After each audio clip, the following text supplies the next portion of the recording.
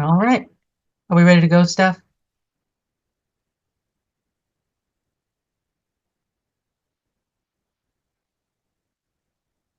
Alejandro, just give me the high sign if you're ready to go. Okay. Good afternoon, everyone. I'd like to call to order this meeting of the Sound Transit Board System Expansion Committee. Today is October 10th, 2024, and I am System Expansion Committee Chair, Claudia Balducci. I want to welcome everyone attending the meeting, both in person and via Zoom. Just a reminder to committee members, those of us joining online, let's try collectively to remember to identify ourselves when we're speaking so that anybody watching and fellow committee members are clear who is talking at any given time. Let's get going. We have a full agenda, and I'll start by asking our board relations specialist, Alejandra Monzon, to please call the roll. Nancy Backus. Here. Board Member Backus is present. Angela Burney. Cassie Franklin. Here. Board Member Franklin is present. Bruce Harrell. Here. Board Member Harrell is present. Jim Castema. Kim Roscoe. Here. Vice Chair Roscoe is present. Dave Summers. Dan Strauss. Present. Board Member Strauss is present. Claudia Balducci. Here. And Madam Chair, a quorum of the committee is present at this time. Okay, thank you very much. Just a brief report from me, and it's mainly to point out that we have a big item before us today, and that is to make a recommendation to the board on the project to be built for the West Seattle Link extension. I know there's going to be a lot of public interest in this, and we've had previous discussions and presentations on the topic, but today is the day when we're being asked to make a recommendation. So I look forward to that discussion and everyone's engagement and attention. We also may have a high level of public comment. We'll do the count when we get closer to it and see how much time we will be able to put aside for public comment. With that, I'll ask our CEO to give the CEO report. Welcome, Mr. Sparman. Thank you, Chair Balducci and members of the committee. Good afternoon. I have quite a few updates today, but obviously I recognize the time is of the essence, and I will attempt to be as succinct as I can be and not be tempted to dive too much into the details. First, I want to talk a little bit about the Downtown Redmond Extension project, as I think the committee members know that this is the next project that is scheduled to open next spring. We continue to be on track, shooting for spring 2025, and we are currently conducting track and station punch list inspections on the project.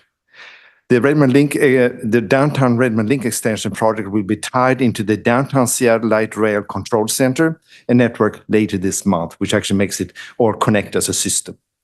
Systems integration testing is progressing, and we are taking lessons learned and applying from what happened on the 2-line and Linwood launches earlier this year so that we can optimize the pre-revenue service schedule, which will begin in the coming months. As early as this month, station art installation will begin at the Marimore Village and Downtown Redmond stations. And we are, of course, all very excited to see this extension nearing the finish line, and we're looking to join the community in celebrating an opening next spring of 25. Switching over to the East Link Extension project, which I know the board is very interested in. We do remain on track to complete all the weather-sensitive work on the I-90 floating bridge before the rainy season begins in earnest, which we know will happen very soon. This is, after all, Seattle. And we are shooting and have a high likelihood of probability to meet our target opening date of fourth quarter 2025. In late September, we hosted a walkthrough of the Judkins Park Station with the Joint Transportation Council. Moving on to the Federal Way Extension project, we are on track to open the bus loop at the Federal Way downtown station next spring, which actually is a whole year before the actual revenue service on the Federal Way Link project starts. The project, the broader project, has also begun systems integration testing, and the Asset Transition Office of the agency is currently evaluating a newly optimized testing schedule. This new schedule will allow us to begin pre-revenue operations at an earlier date than we had anticipated, which is all very helpful. This summer, as the board, as the committee members know, the project team completed the so-called Structure C ahead of schedule. It is the longest span bridge in North America, and it's a remarkable achievement in terms of facing unexpected challenges head-on and coming up with innovative solutions. And my thanks continues to go out to our contracting partners at Kivit to make sure that happened. As a result, we have worked with the design build contractor, the Kivit-led team, to create a newly optimized schedule that will accelerate the beginning of pre-revenue testing by a whole 3 months. Again, very helpful in making sure we get all the problems in the system resolved before we move into revenue service. In addition to the accomplishments on the long span bridge, the project recently celebrated the College Way connection opening at a ribbon cutting ceremony with the city of Des Moines and Highline College. This is a new facility located at the Kent Des Moines station, which is part of the Federal Way Link Extension project. And lastly, on this project, Deputy CEO Terry Mestas recently joined the Washington State Department of Transportation to celebrate the groundbreaking of the SR 509 Gateway project, which parallels the Federal Way Link Extension project. Our strong partnership with Washington State DOT and our ability to support each other's projects in this fairly limited geographic space is a great example of the collaborative efforts that support both South King County and the region at large. And my thanks go out to our partners at the Washington State Department of Transportation. Moving on to the STRIDE BRT project, the bus base north that will support STRIDE BRT operations has completed design, and permit applications have been filed with the city of Bothell. And we're looking forward to rapidly getting those permits so we can move into construction. The South Renton Transit Center has also reached 100% design, and permit applications are in the progress with the city of Renton as well. Turning to the Everett Link Extension project, we have completed a compatibility report that is now under review by Washington State Department's Northwest Region Office. And moving on to the Tacoma Dome access improvements, which are related improvements to our Tacoma Dome Link Extension project. We kicked off the outreach for those improvements, and we expect completion of that work actually this week by tomorrow. The team has received valuable input from the community to inform project development, and the project's objective is to improve access to the Tacoma Dome station area, including parking and transit-related options, just like we've been doing on other parts of our program as we execute it.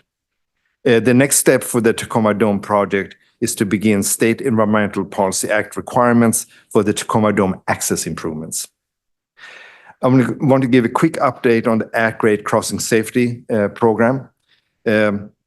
We will be bringing the new at-grade crossing master plan to the full board later this month on October 24th. And that is, of course, at the direction of the motion that the board passed about a month ago, directing us to do so. And just as a quick reminder, the October board meeting presentation will be focused on the element of the plan that addresses the issues in the Rainier Valley. And then at the November board meeting, we'll come back and have a broader system discussion about how we can enhance at-grade and the broader safety issues on our system. My last comment is just a quick reminder that there's been a lot of public interest for months about what's happening with the work we've been doing on part of the Ballard Link Extension project surrounding the CID stations. And I just want to make sure the committee knows that we are planning to bring this to the expansion committee meeting in November for a full presentation on the work we've been doing for the last year and a half. And that, Chair Baldulci, concludes my comments, and I'll pass it back to you. Thank you.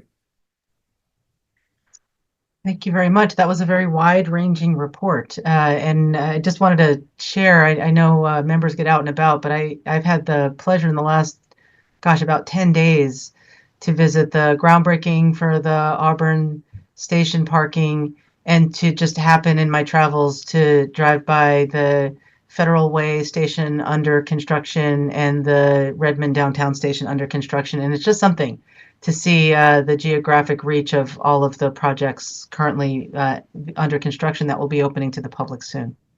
Any other comments or questions for our CEO? All right, seeing none, let's move into public comment.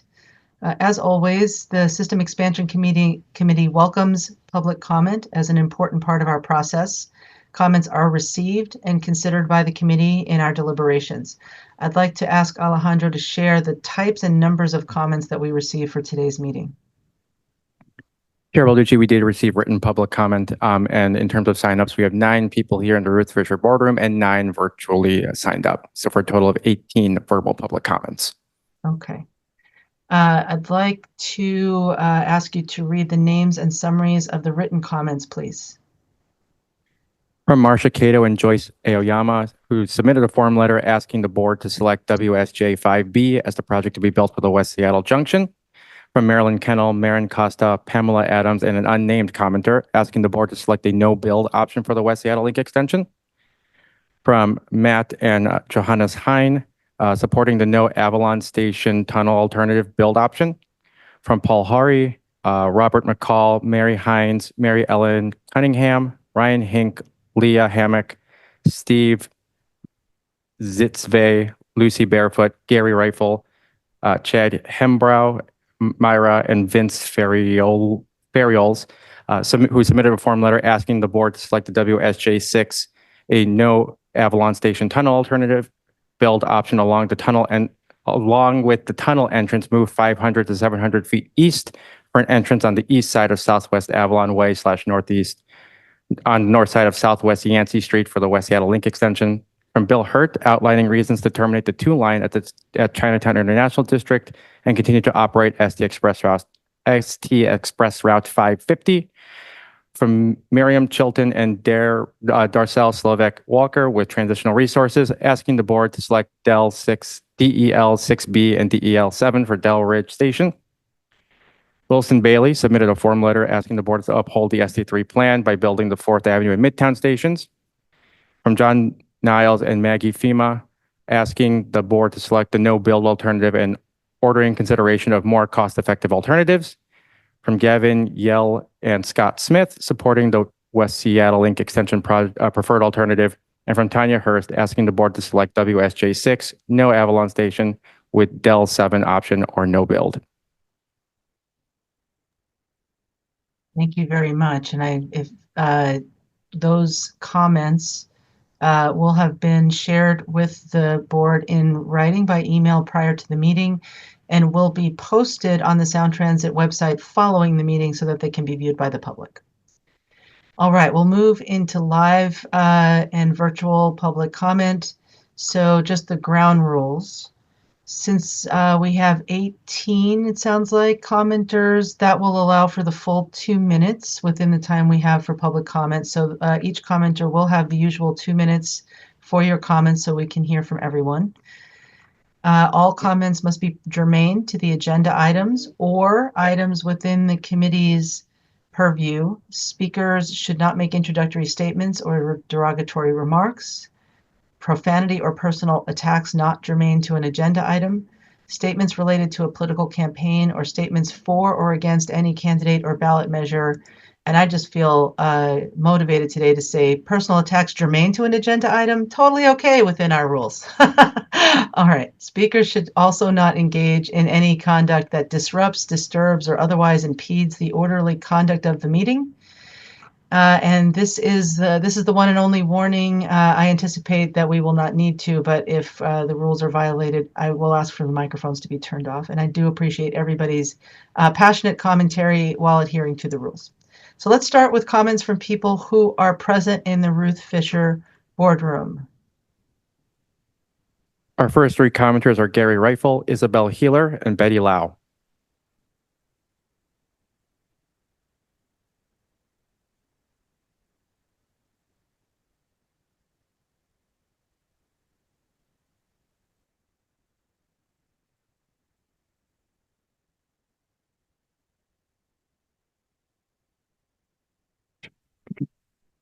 Test, test, test. All right.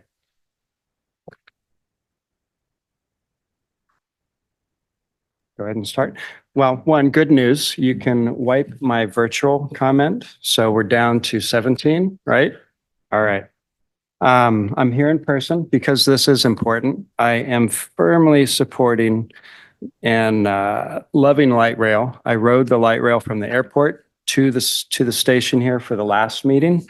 And what I'm advocating is really clearly the only solution that's good for West Seattle, which is the WSJ 6 Del 7 alignment, the No Avalon Tunnel, which thank you, board, for asking Sound Transit to go back to the drawing board in July of 22 and request further study and alignment designs. Their own numbers show this design to be the least cost and with considerably less impacts to residences and businesses and roadways in West Seattle. The currently preferred staff recommended design on page 8 of your current handout that was printed and distributed today is inaccurate. I'll just say that if this is really what the staff's recommended from Sound Transit, they haven't been present and listening at the community outreach. The comments that you've received and listed show that. The preferred alternative is a bad idea. Retaining the Avalon station will mess with traffic for years in West Seattle. It will disrupt 20 plus homes, whereas the WSJ 6 Del 7 alignment will eliminate those impacts and lower the cost of bringing light rail into West Seattle. Again, I want it in Seattle, but let's be clear, that particular design that Sound Transit has come up with and continues to push as the preferred alternative is not the right alignment for West Seattle. Thank you.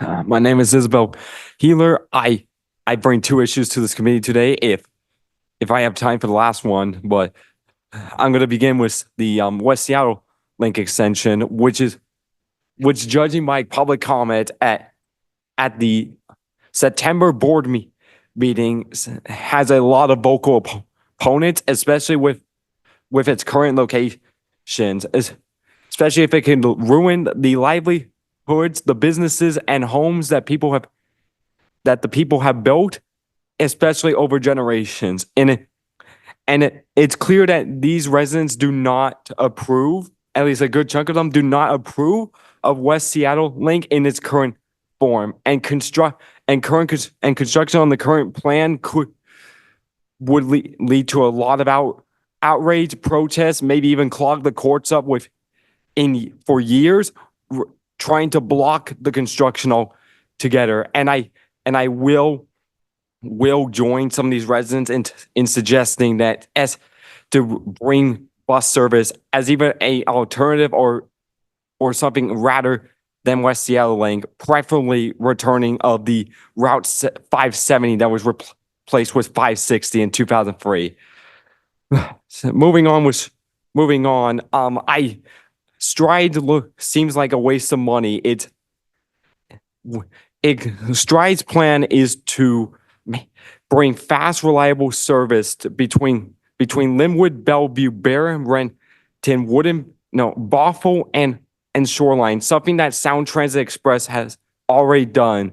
And my suggestion would be to scrap Stride from the ST3 plan and use that money to help STX, which could save money in the long run. Thank you.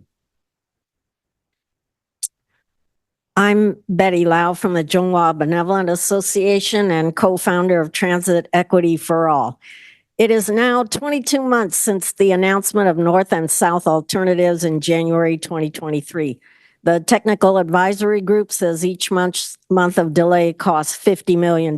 That means delaying the 4th Avenue Transit Hub costs $1.1 billion as of this month. Still, it pales in comparison with the $7.1 billion in cost overruns for West Seattle Link, which residents say they don't want because the destruction of homes and businesses aren't worth it. I remind this committee of the promises of equity, racial, social, and economic justice in Sound Transit writings, such as the Racial Equity Tool, Title VI, NEPA, and the Language Assistance Plan, including the pledge to follow Seattle's Racial Equity Toolkit. Hard decisions about funding must be made, and you must make them as representatives of and in the best interests of the region. As a person of color, It is profoundly disappointing to me that board members can tell the Seattle Times they don't want to delay the West Seattle Link in order to keep the promise of providing light rail. Yet there's no hesitation delaying and denying light rail access to people of color in the CID by not keeping the promise of moving forward on 4th. We were told in 2022 we had a choice between 4th or 5th Avenue. We overwhelmingly chose 4th, but that was a promise quickly broken and buried. No wonder CID is still historically marginalized, under-resourced, and remains on the nation's 11 most endangered historic places list. Thank you. Our next three commenters are Brian Chow, Aaron Goodman, and Jen Osborne. I apologize.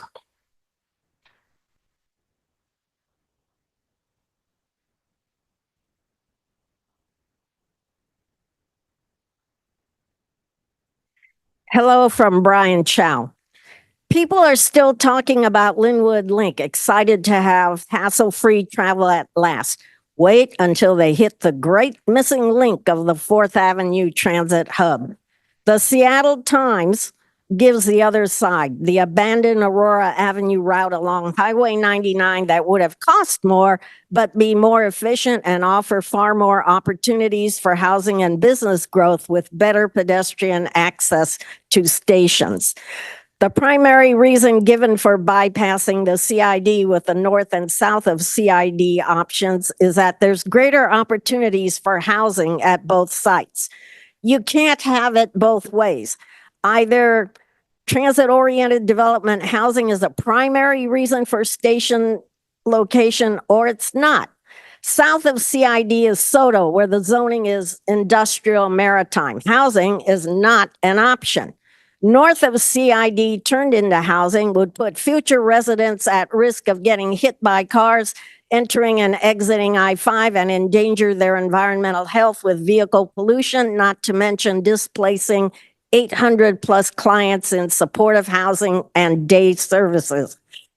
As the director of SCIPTA has pointed out, the buildings and empty lots of the CID can be developed as sources of TOD housing. The historic buildings already exist, saving on construction costs.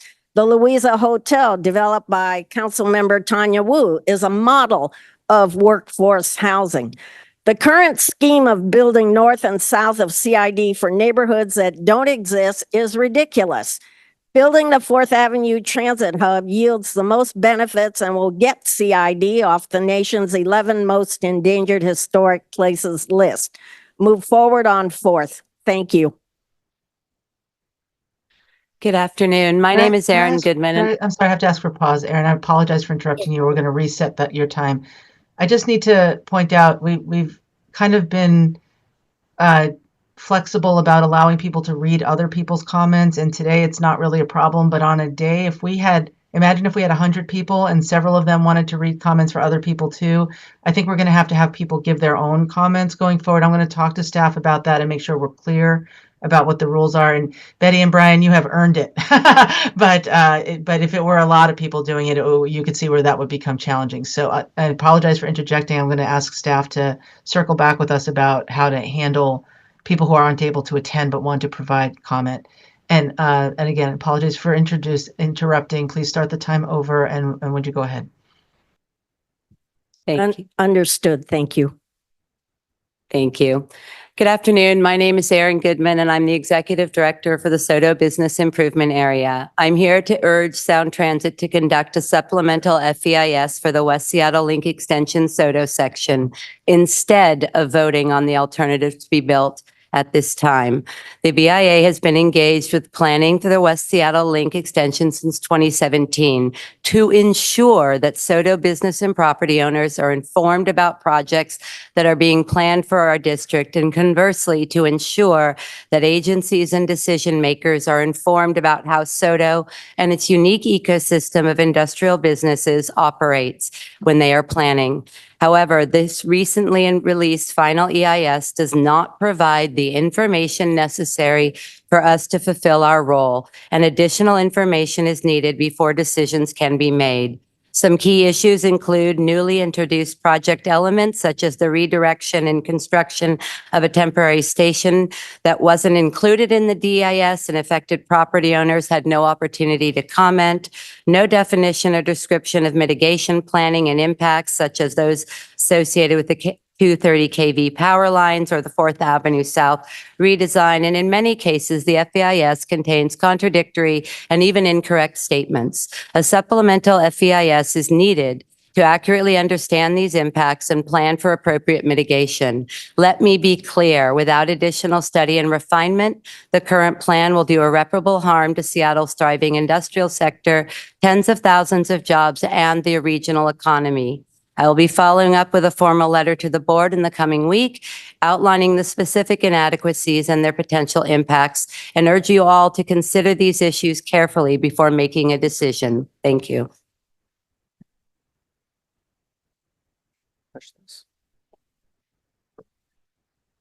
Hi, my name's Jen Osborne, and I am the owner of Paratex Pest Prevention, and I am a business and property owner on 4th Avenue South in Horton in SoDo, just wanting to give a little context as a potential victim, if you will, of the project. And I would also like to state that we took light rail here today, and I'm a fan of light rail and a fan of progress. But I am quite frankly terrified when I review this FEIS and the sort of lack of planning.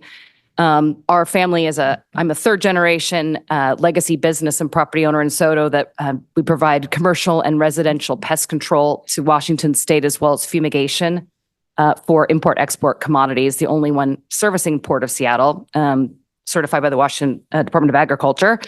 In addition, I have 4 tenants that operate in our facility. We have a tea company that distributes tea. We have a towing company that does impound for police. And we do, we just built out a food commissary. They do food trucks in the area, Filipino owned. We have all female owned businesses in the area too, next door to the fire training station. I grew up watching this. My father grew up watching it, and my grandfather in the 40s put this business here for a reason. And we have logistics. We have fleets that need to come in and out.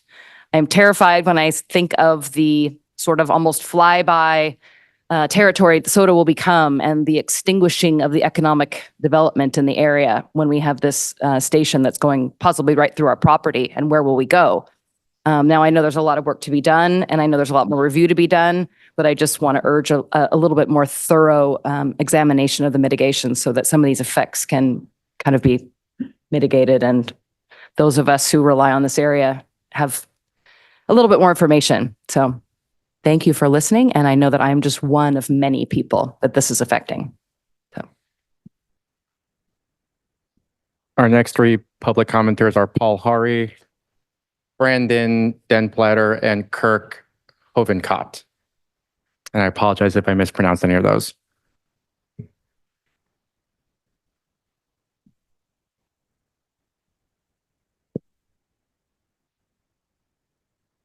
Hello, testing. Hello, I'm Paul Howery. I'm in the neighborhood on 32nd Avenue Southwest in West Seattle. And my stuff relates to choosing the WSJ6 DEL7 option. Little modification, move the tunnel a little farther east. And in that context, I want to thank you for earlier modifications that you did. One of our neighborhood's things that we care about was transitional resources. And you guys adjusted the plan, which actually saved a space of a group of people that truly need real equity in creating a space where they can live and have a healthy life. And so I want to extend that. And that's my request for going towards WSJ6 DEL7. What it does is it prevents the roadway interruptions, because there are businesses that run all along Avalon Way. Not a lot of them, but they're there, and they're great community family businesses. And I've gone to them for multiple years, 20 plus years. At the same thing also, I live in a neighborhood that if the plan is adjusted, we get to keep all these homes, which also support the neighbors, which will also use the light rail. And there's 77 houses in this area where I live, as well as apartments and so on. So we'd love to save that. Further, If we do the tunnel, the DEL7 tunnel in, and then WSJ6 and lose the Avalon station, the whole corridor between the West Seattle Bridge entrance and all the way to Bank of America can stay intact. That means these people's lives, and we can have a healthy space instead of a place that's been dug up for years. Because the economic impacts for digging up a business district over years isn't good. It's not good at all. So I'm asking that you'll continue and make some adjustments so that we can keep West Seattle a positive place as light rail comes to it. And thank you very much.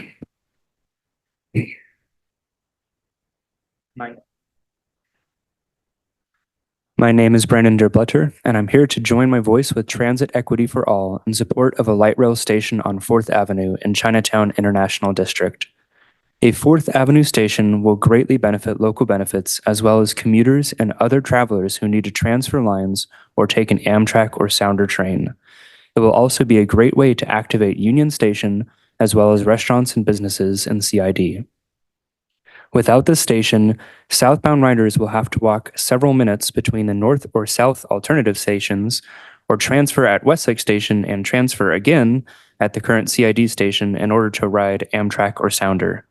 Northbound riders, including many from the airport, will have to add several minutes to their trip, potentially including a several-minute-long walk with their luggage if their final destination is in West Seattle or Bellevue. It would be a confusing experience that would endure for decades. Several studies have already been completed for the 4th Avenue alternative, which means moving forward on 4th will save money currently being spent on studying inferior alternatives. It will also advance the project schedule, which means riders will be able to utilize transit months or years sooner. Removing the delay will also potentially save hundreds of millions of dollars. I encourage you to listen to the voices of the riders of the CID neighborhood who are advocating for a 4th Avenue station. CID and its residents have a history of being marginalized in the past, and one way we can help make things right today is by magnifying their voices on current issues.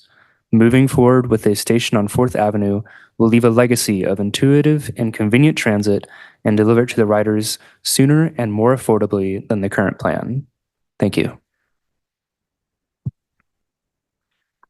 Chair Balducci, System Expansion Committee members, I'm Kirk Hovenkotter, the Executive Director of Transportation Choices Coalition. We're Washington State's advocate for safe, sustainable, and equitable transportation. Our organization championed the measures to expand light rail in 2008 and 2016. It's one of our defining achievements. I'm here to reiterate our support of moving West Seattle Link forward into design to this committee. West Seattle residents want to be able to get around quickly, reliably, and sustainably. They want to see their friends and family without sitting in traffic, and they never again want to have to worry about a closed bridge making them an island. And the rest of the region wants to visit West Seattle's businesses, parks, and colleges. Like freeway projects across the state and transportation projects across the country, the cost of construction has gone up. West Seattle Link is no exception, but this project is worth investing in. The vast majority of West Seattle voters want to get light rail done in light of those costs. In 2016, they overwhelmingly voted yes on Sound Transit 3, which committed the region to building light rail to the West Seattle Junction. And just this week, the Seattle Metropolitan Chamber of Commerce's index poll released on Tuesday showed that 66% of Seattle voters want to keep this project on track to be delivered by 2032, even if it costs more. And over the past 24 hours, with our help, transit riders submitted over 900 letters to the Sound Transit Board asking for you to keep this project moving forward into design and deliver on those promises to voters. So today, I have 3 asks of this committee. First, listen to those who submitted those letters and move West Seattle Link forward into design. Second, as a part of that design phase, the board should put Sound Transit staff to work to find ways to reduce costs. And third, this board and committee should task our powerful federal delegation with winning additional funding so projects like this don't compromise the timelines of getting linked to Everett and Tacoma. Thank you for your time. And Chair Balducci, does everyone who has signed up for in-person public comment? Very good. Thank you, everyone. Now let's turn to virtual public comment. This will be via Zoom, which is our virtual meeting platform. When your name is called, please identify yourself using the raise hand function in Zoom so that staff can send you a prompt to unmute. If you're joining the meeting by telephone, please press *9 on your phone. That will identify you and you will be instructed how to unmute yourself in order to give public comment. All right, same rules apply, same 2-minute limit. And with that, I'll ask us to please go ahead and start virtual public comment. Our first public commenter virtually is Darcel Slovak Walker.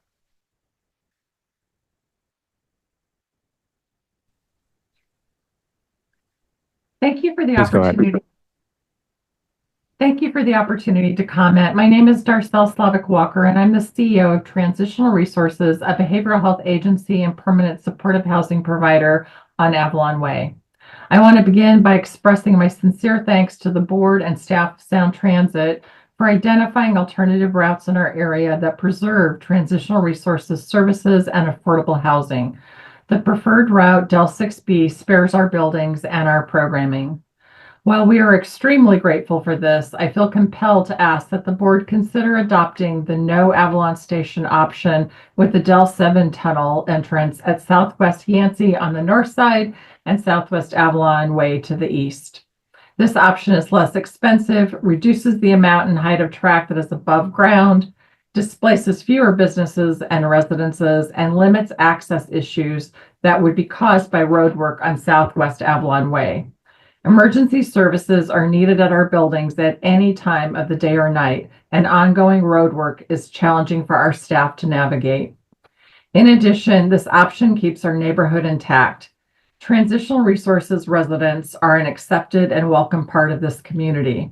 Although this may not seem like a big deal to some, this improves outcomes and plays a role in recovery for people who have spent years feeling isolated and marginalized. Thank you again for your consideration and dedication to addressing the needs of Transitional Resources clients and our community. Your efforts are greatly appreciated. Our next commenter is Jan Roberts. If you are a call-in user, please press *9.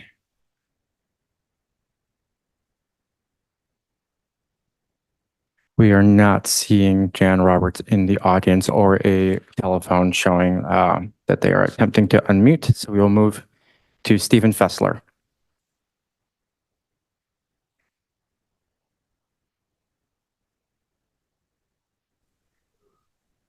Good afternoon. My name is Stephen Fessler. I'm here today to ask you to reject the proposal to select a project for the West Seattle Link extension. And I say that as somebody who rides public transportation, strongly supports regional transit expansion, Sound Transit 3, and somebody who's a journalist that covers this stuff.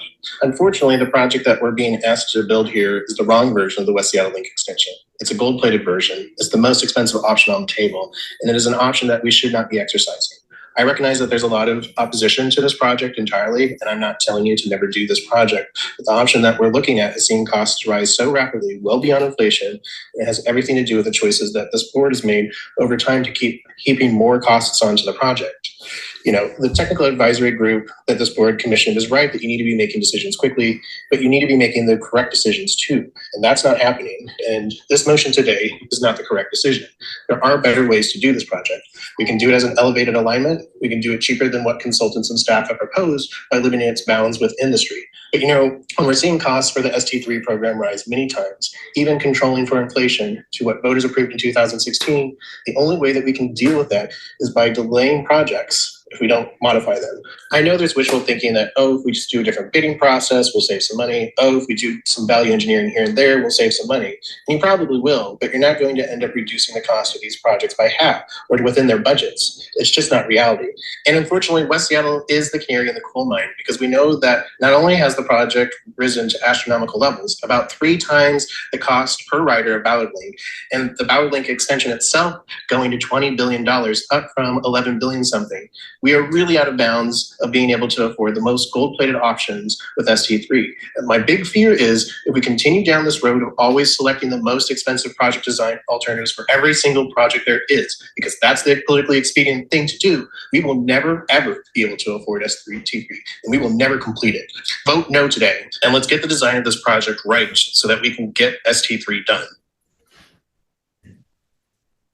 Our next commenter is Kim Schwarzkopf.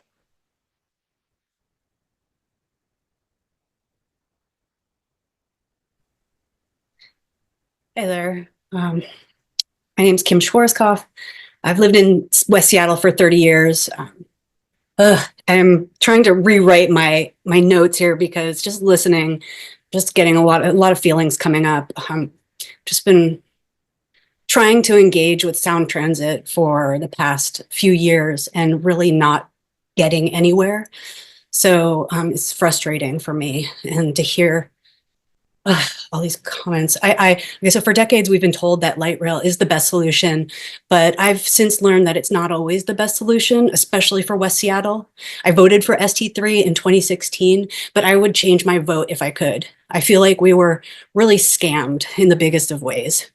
There's little to no community benefit, so I ask you to consider the no-build option for the West Seattle Link Extension stub, which, by the way, doesn't mean not to do anything or to do nothing. There are still things to do. Building the West Seattle Link Extension would make us exceed our ecological boundaries and create more holes in our social foundation. Excuse me. Sound Transit expects negligible ridership on West Seattle Link until it connects downtown. The environmental issues are the most concerning for me. The draft EIS and the final EIS are very inadequate. That final EIS should actually be considered a supplemental EIS, given how new things have been revealed, like the cable-stayed bridge. I wonder if Sound Transit even cares about environmental impacts, honestly. One final point about the money, as construction costs have tripled. If we spend the money on West Seattle, it will probably delay the Ballard project and therefore the downtown connection, and the West Seattle line may mostly run idle, perhaps for decades. It would make more sense to accelerate the Ballard/SLU extension and continue to serve West Seattle with Rapid Ride. I urge you to strongly consider whether it makes sense to proceed as planned. Thank you very much. Our next commenter is Martin Westerman.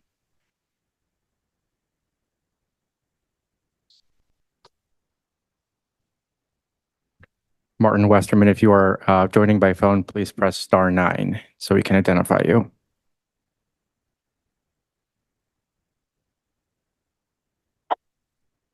We do not appear to see Martin Westerman in the meeting, so we will move to the next commenter who is signed up, Marcy Miller. Oh, perhaps we do have a Mr. Westerman here.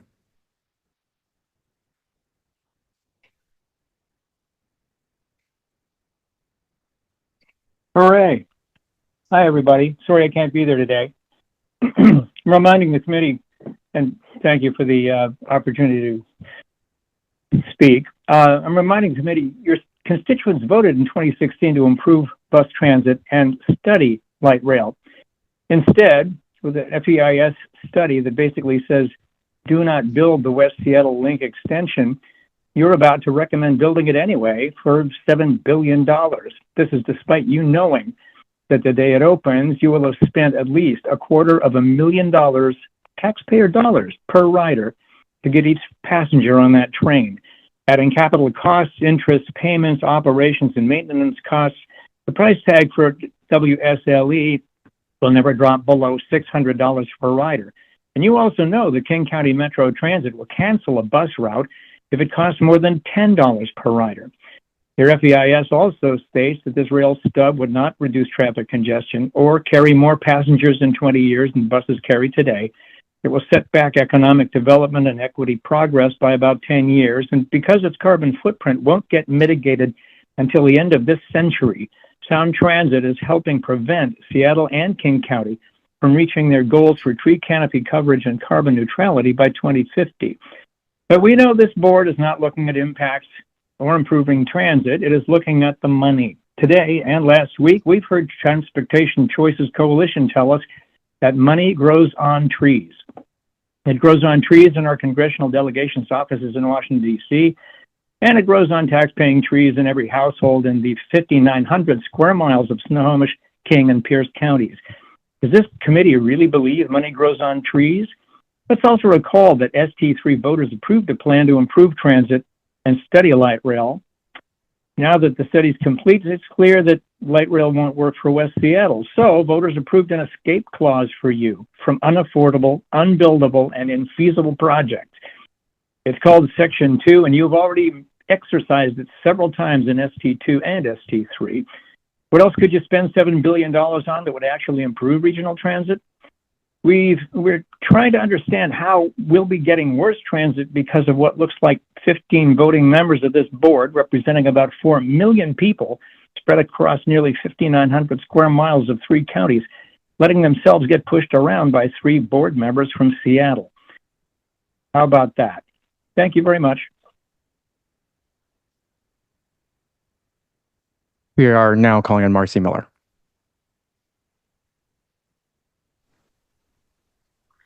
Hi, my name is Marcy Miller. I am also advocating that the committee as part recommend for WSJ6 with Del 7 eliminating the Avalon station with that slight adjustment for where the tunnel will start.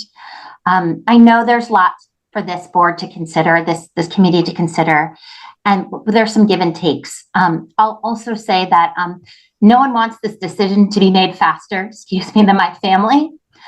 We in our entire neighborhood have been in this crosshairs of this project, as many of us have for years. It's really hard.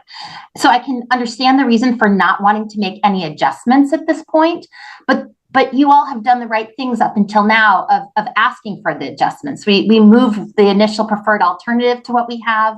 We've made other decisions and slight changes. And as you all know, while we've been advocating for eliminating the Avalon station for years, now is the first time we really have, with the data, to advocate for that option. As others have said, it's cheaper. We're hearing about issues with budget. It's a swifter ride. We know that we're looking at rider experience. It has fewer displacements of both residents and small businesses, and it's less disruptive. It's also, as many have said, it's better aesthetically than the preferred alternative. So please, again, with many of us, I'd really love to please ask you to take the time to make the choice, really the best choice for all of West Seattle, which includes eliminating the Avalon station. Thank you. Our next commenter is Marilyn Kennel.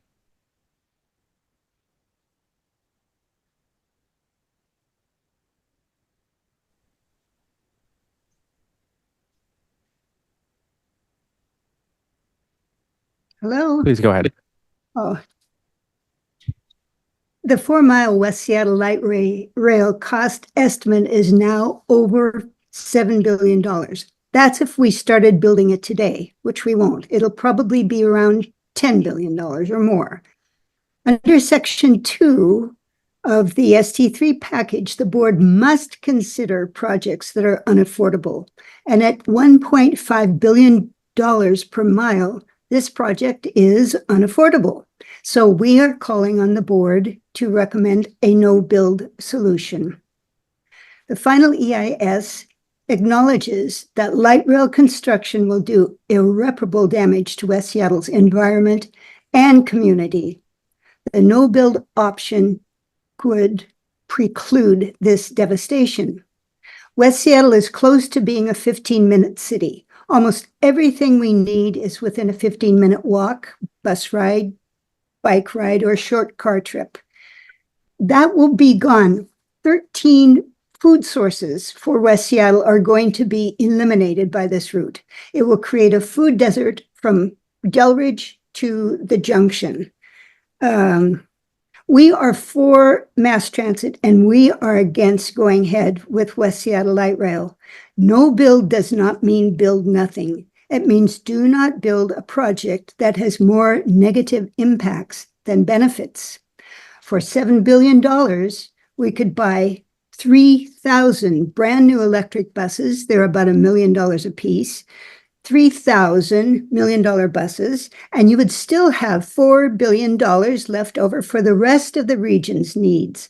The no build option is a win-win for everybody, especially the poor little animals in Longfellow Creek and the heron.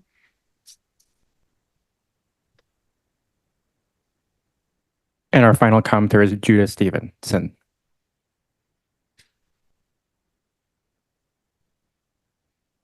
Thank you, Chairperson Balducci and board members of this committee. I am grateful for the opportunity to comment here today. The Del 7 alternative provides a better solution for West Seattle residents and light rail users. I urge this committee to select it instead of the preferred alternative proposed in today's resolution. The Del 7 alternative preserves more of the built environment in West Seattle, provides an opportunity to mitigate construction impacts and preserve access to the important businesses and critical community services along Avalon. And perhaps most importantly, the no Avalon station option presents an important opportunity to seize on the cost savings associated with reducing the number of stations on this very short stub off the main light rail backbone. This option presents practically no difference in ridership estimates and will have no impact on equity or access to light rail from that area, or very little impact, which is well served by buses, which will connect to both remaining stations and whose walksheds already overlap significantly with the walkshed of the proposed Avalon station. Please select the Del 7 alternative and not the preferred alternative currently proposed in today's resolution.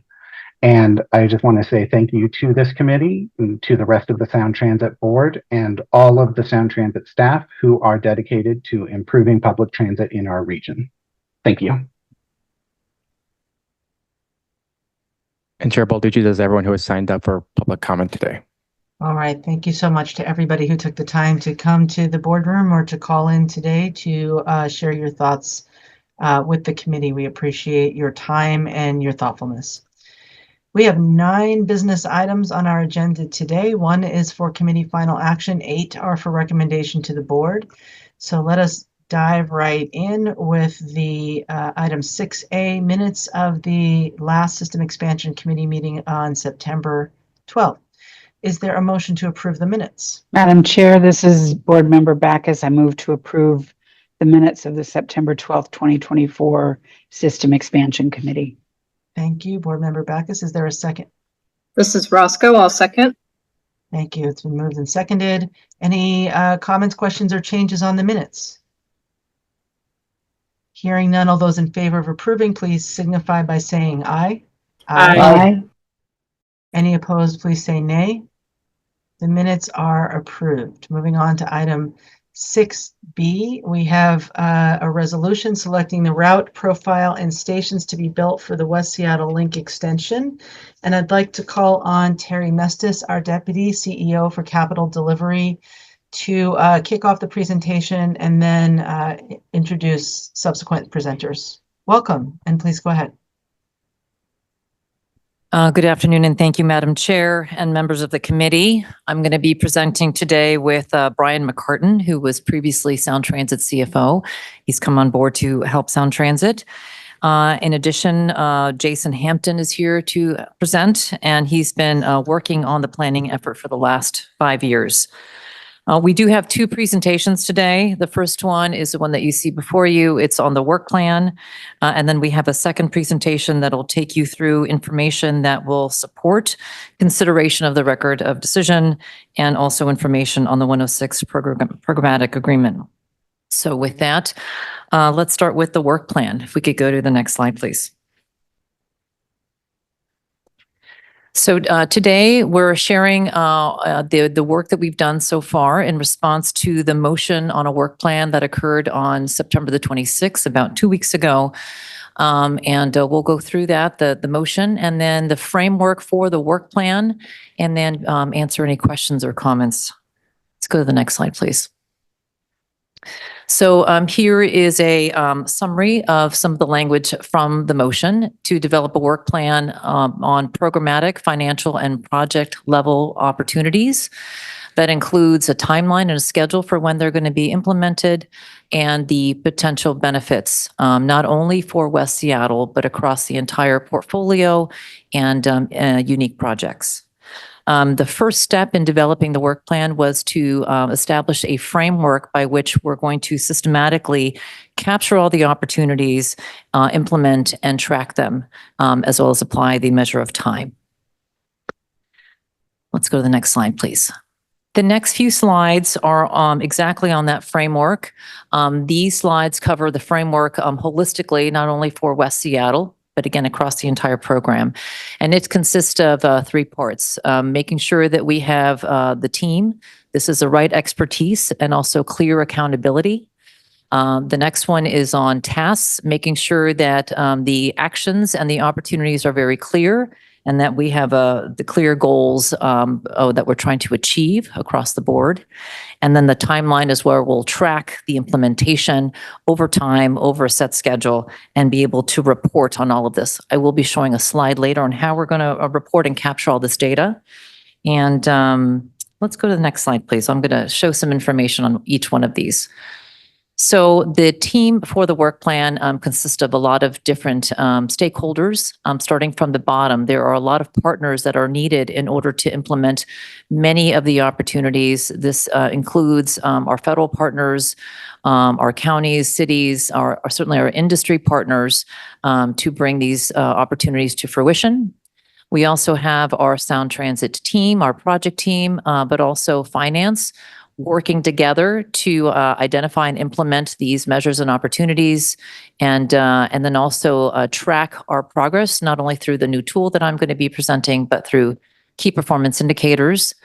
And then oversight from our CEO and our cabinet, our executive leadership team, and then, of course, the board, who will provide oversight, provide direction, and make decisions as we move forward through our work plan. Let's go to the next slide, please. So this is a high-level summary on the different tiers of the work plan, program, project, and finance. So going briefly across each line here, at the program level, again, these are programmatic global opportunities that we will be identifying across the portfolio. And so we're setting up this work plan. We've already identified a long list of these opportunities. We're starting in phase 2 to prioritize those opportunities and see what the optimization is. And then in phase 3, you'll see those circular arrows there. In phase 3 and phase 4, this is really ongoing. We're managing, we're identifying, we're initiating, and then we're reporting target goals and then actual goals. Similarly, at the next line, across the project line, we are identifying those opportunities. We're implementing quickly there in phase 2, and then we are, again, in phases 3 and 4, very parallel, where we are initiating, implementing, and we're capturing progress, and also our ability to do this successfully through KPIs. And with that, I'm going to turn it over to Brian to cover the finance line. Thanks, Terry. So it'll be very important for the finance work to be integrated with the two elements that Terry just outlined on the project and the program.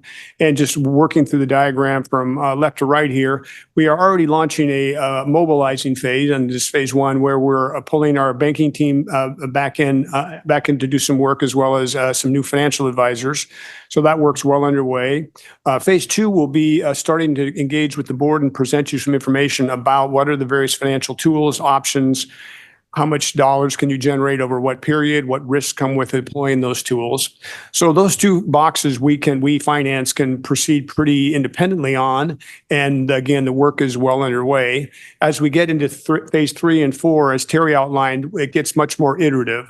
So based on the analytic work we did in phase 2 and the guidance you gave us about which options look more appealing than others to you, we would start to come back with actual options for your consideration. You would give us feedback. We would do more work at that point. The capital project team would start to have better information, new information related to costs and scoping decisions. That would in turn impact financial options we present. And so that gets very iterative, both with the board in terms of financial guidance, but also with what we're learning on the project side. So then ultimately, all that comes together in decisions and implementations in phase 4. And the timing of that will be really extended through the baseline of the major light rail projects. Thank you, Brian. Let's go to the next slide, please. So I'm going to go a little bit slower on this slide because there's a lot of information. So this is a summary view of the work plan for West Seattle over time. And what you see here, I'm just going to take you through each line. At the very top, you can see the different phases of the project, starting with planning. And we have unpacked that design phase, the final design phase, into different milestones, the first being design validation, design development, and construction documents. That takes us to the end of final design. Then there's the procurement phase. That's the key phase where we're going to map opportunities to along with all these other phases. We have the construction phase. Again, we're still looking and identifying and implementing and seeing the benefits of a lot of opportunities during this phase. And then we have the start of service. If you go to the next line, you'll see there that's line is called, sorry, go back, the board activity. So there are decision points that are mapped on here.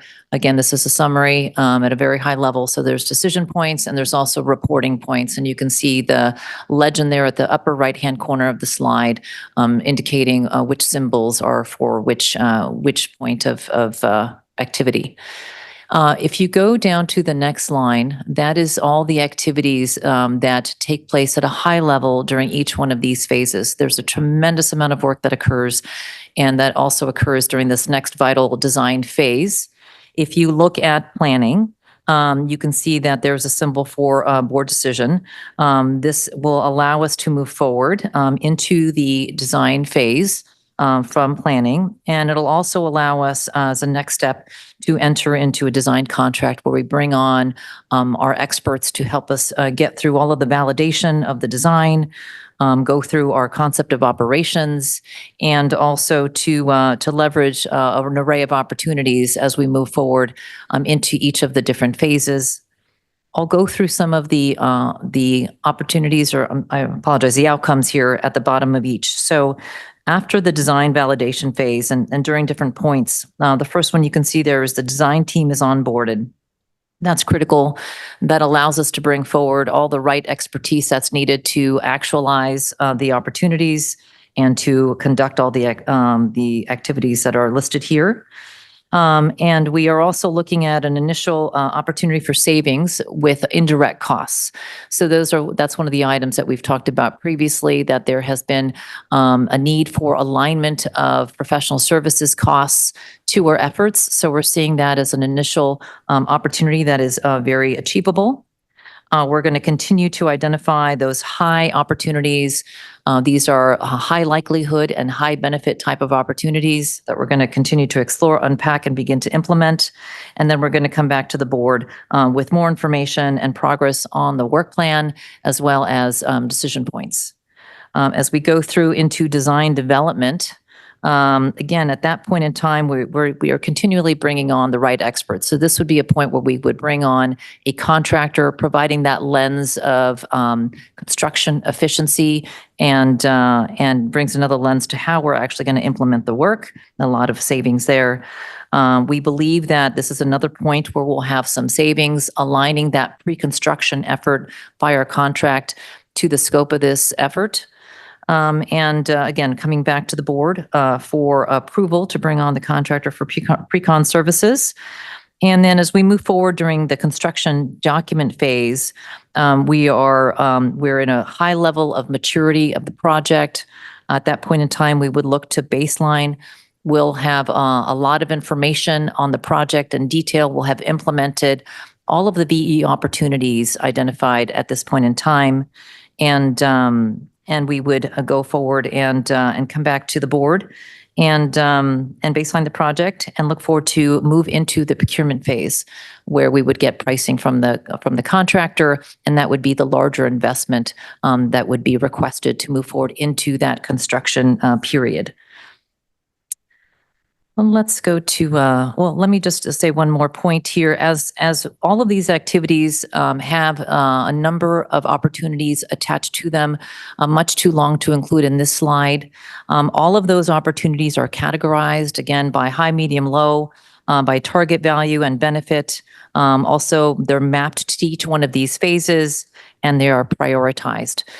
We have developed a tool by which we're going to organize and track all of this activity. So let's go to the next slide, please.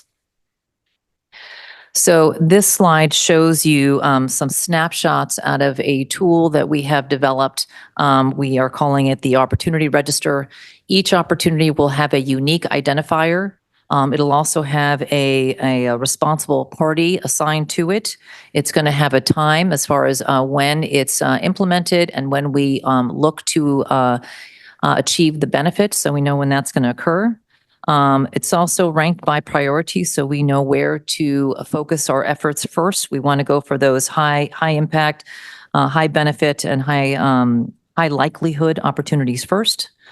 And then it's also going to give us real-time running total on how we're doing in achieving these opportunities, which are pending, which are in progress, and also really look at it over time. So we're just starting to populate this tool, this database, and we look forward to providing more information on all of this information here soon. Let's go to the next slide, please. So the next steps would be that at the next board meeting, we are going to be providing a written document to the board with more information on the work plan. In Q1 of 2025, we are planning to come forward to the committee and to the board with a report on progress on the work plan. In Q1 of 2025, we also anticipate coming forward with consideration to award a design contract to bring on our designers to be able to start all of that critical activity during the design phase. Also in Q1, Q2, we anticipate coming forward with some recommendations on strategic right-of-way acquisitions. And let's go to the next slide, please. Brian, I'll hand it off to you. I did want to leave you with some observations as on the finance side as we head into the work that Terry just outlined. And first is that while the focus today is appropriately on the West Seattle project, the affordability conversation that we need to engage with you on will be extended over a 2 to 3 year period as the capital costs evolve and we move towards baselining on the major light rail projects. So this is not the work of a month or a quarter, but a number of years. Second is, at this time, a program realignment is not desirable or appropriate, even though we've seen some higher project costs start to surface. In the past, the agency has done 2 program realignments in the 2008 Great Recession and as a result of the pandemic. So in both cases, it was a sort of, there was a shock, external shock to the entire program, both the revenue side and the cost side.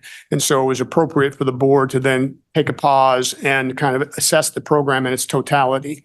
This time, the work is a little bit different in that the cost information will be evolving over a number of years. And so the board, it wouldn't be appropriate for the board to do an entire program realignment at this point in time or 3 months or 6 months because we're going to be gaining new information as Terry's outlined. So what is, I think, going to work better for the board in making its decisions is recognizing that this is a series of ongoing iterative decisions where you'll be narrowing choices, looking at options, and implementing decisions so that we make sure we're not losing time and we're keeping the program on track. Terry outlined a lot of the specific steps related to the West Seattle project. As we engage you on the finance side, it is going to be more programmatic in nature. The finance plan is not program specific, project specific. We will identify some specific West Seattle revenues potentially, but most of the revenues are agency-wide in nature. And so we'll need to present you information on West Seattle options that also show you the impact to total agency affordability. And then lastly, as we talk with you, just a heads up, I'm a finance person. I can't resist putting this in play early.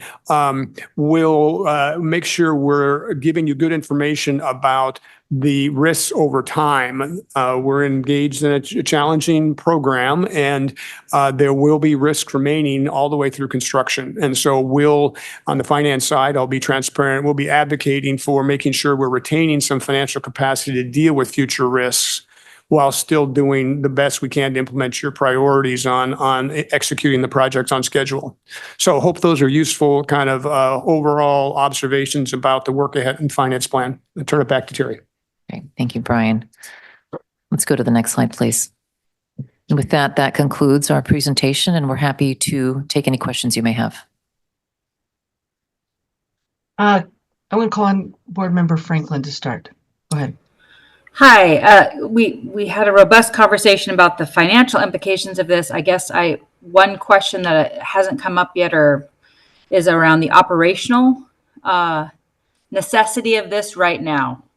I'm trying to understand what the grand scope of the project, this very significant investment, operationally, other than obviously serving West Seattle, which is of course important. What about the rest of the system impacts of this particular aspect of the project?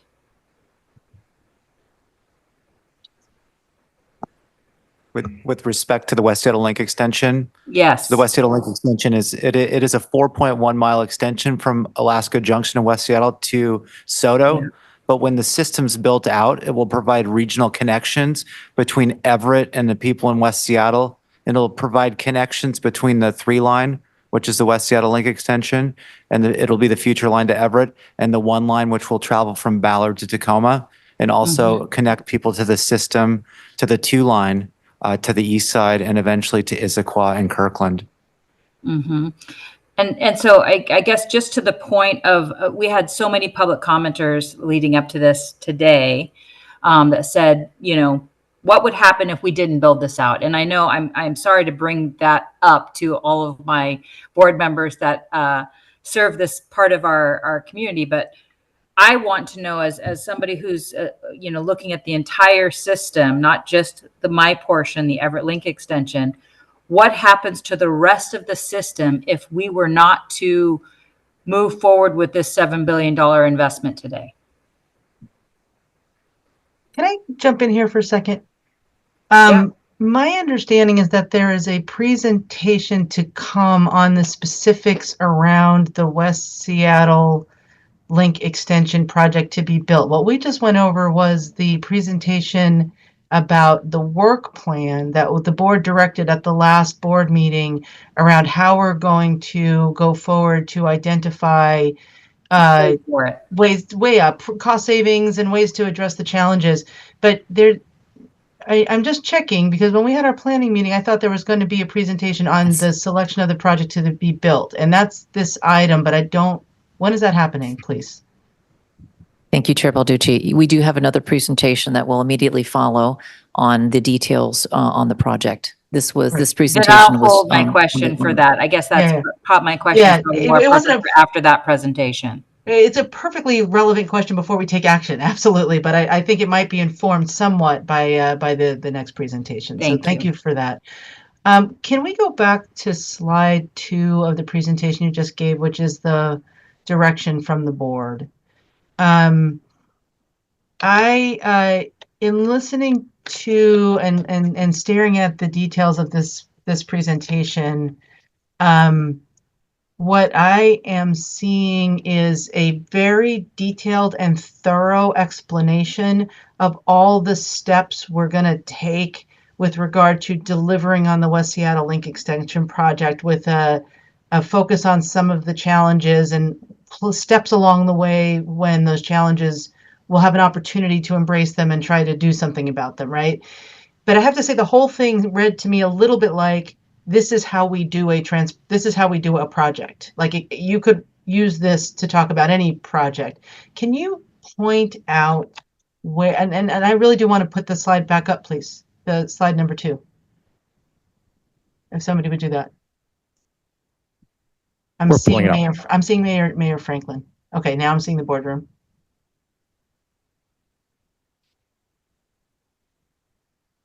Maybe it's slide number 3. That's it. So the motion said to develop a work plan on the programmatic, financial, and project level measures and opportunities the agency will pursue to improve the financial situation and move WSLE through design to inform a financially sound project to be baselined, including timelines and scale of potential benefits for each measure. See what I'm saying? The presentation was kind of like the plan to plan. When do we get to this stuff?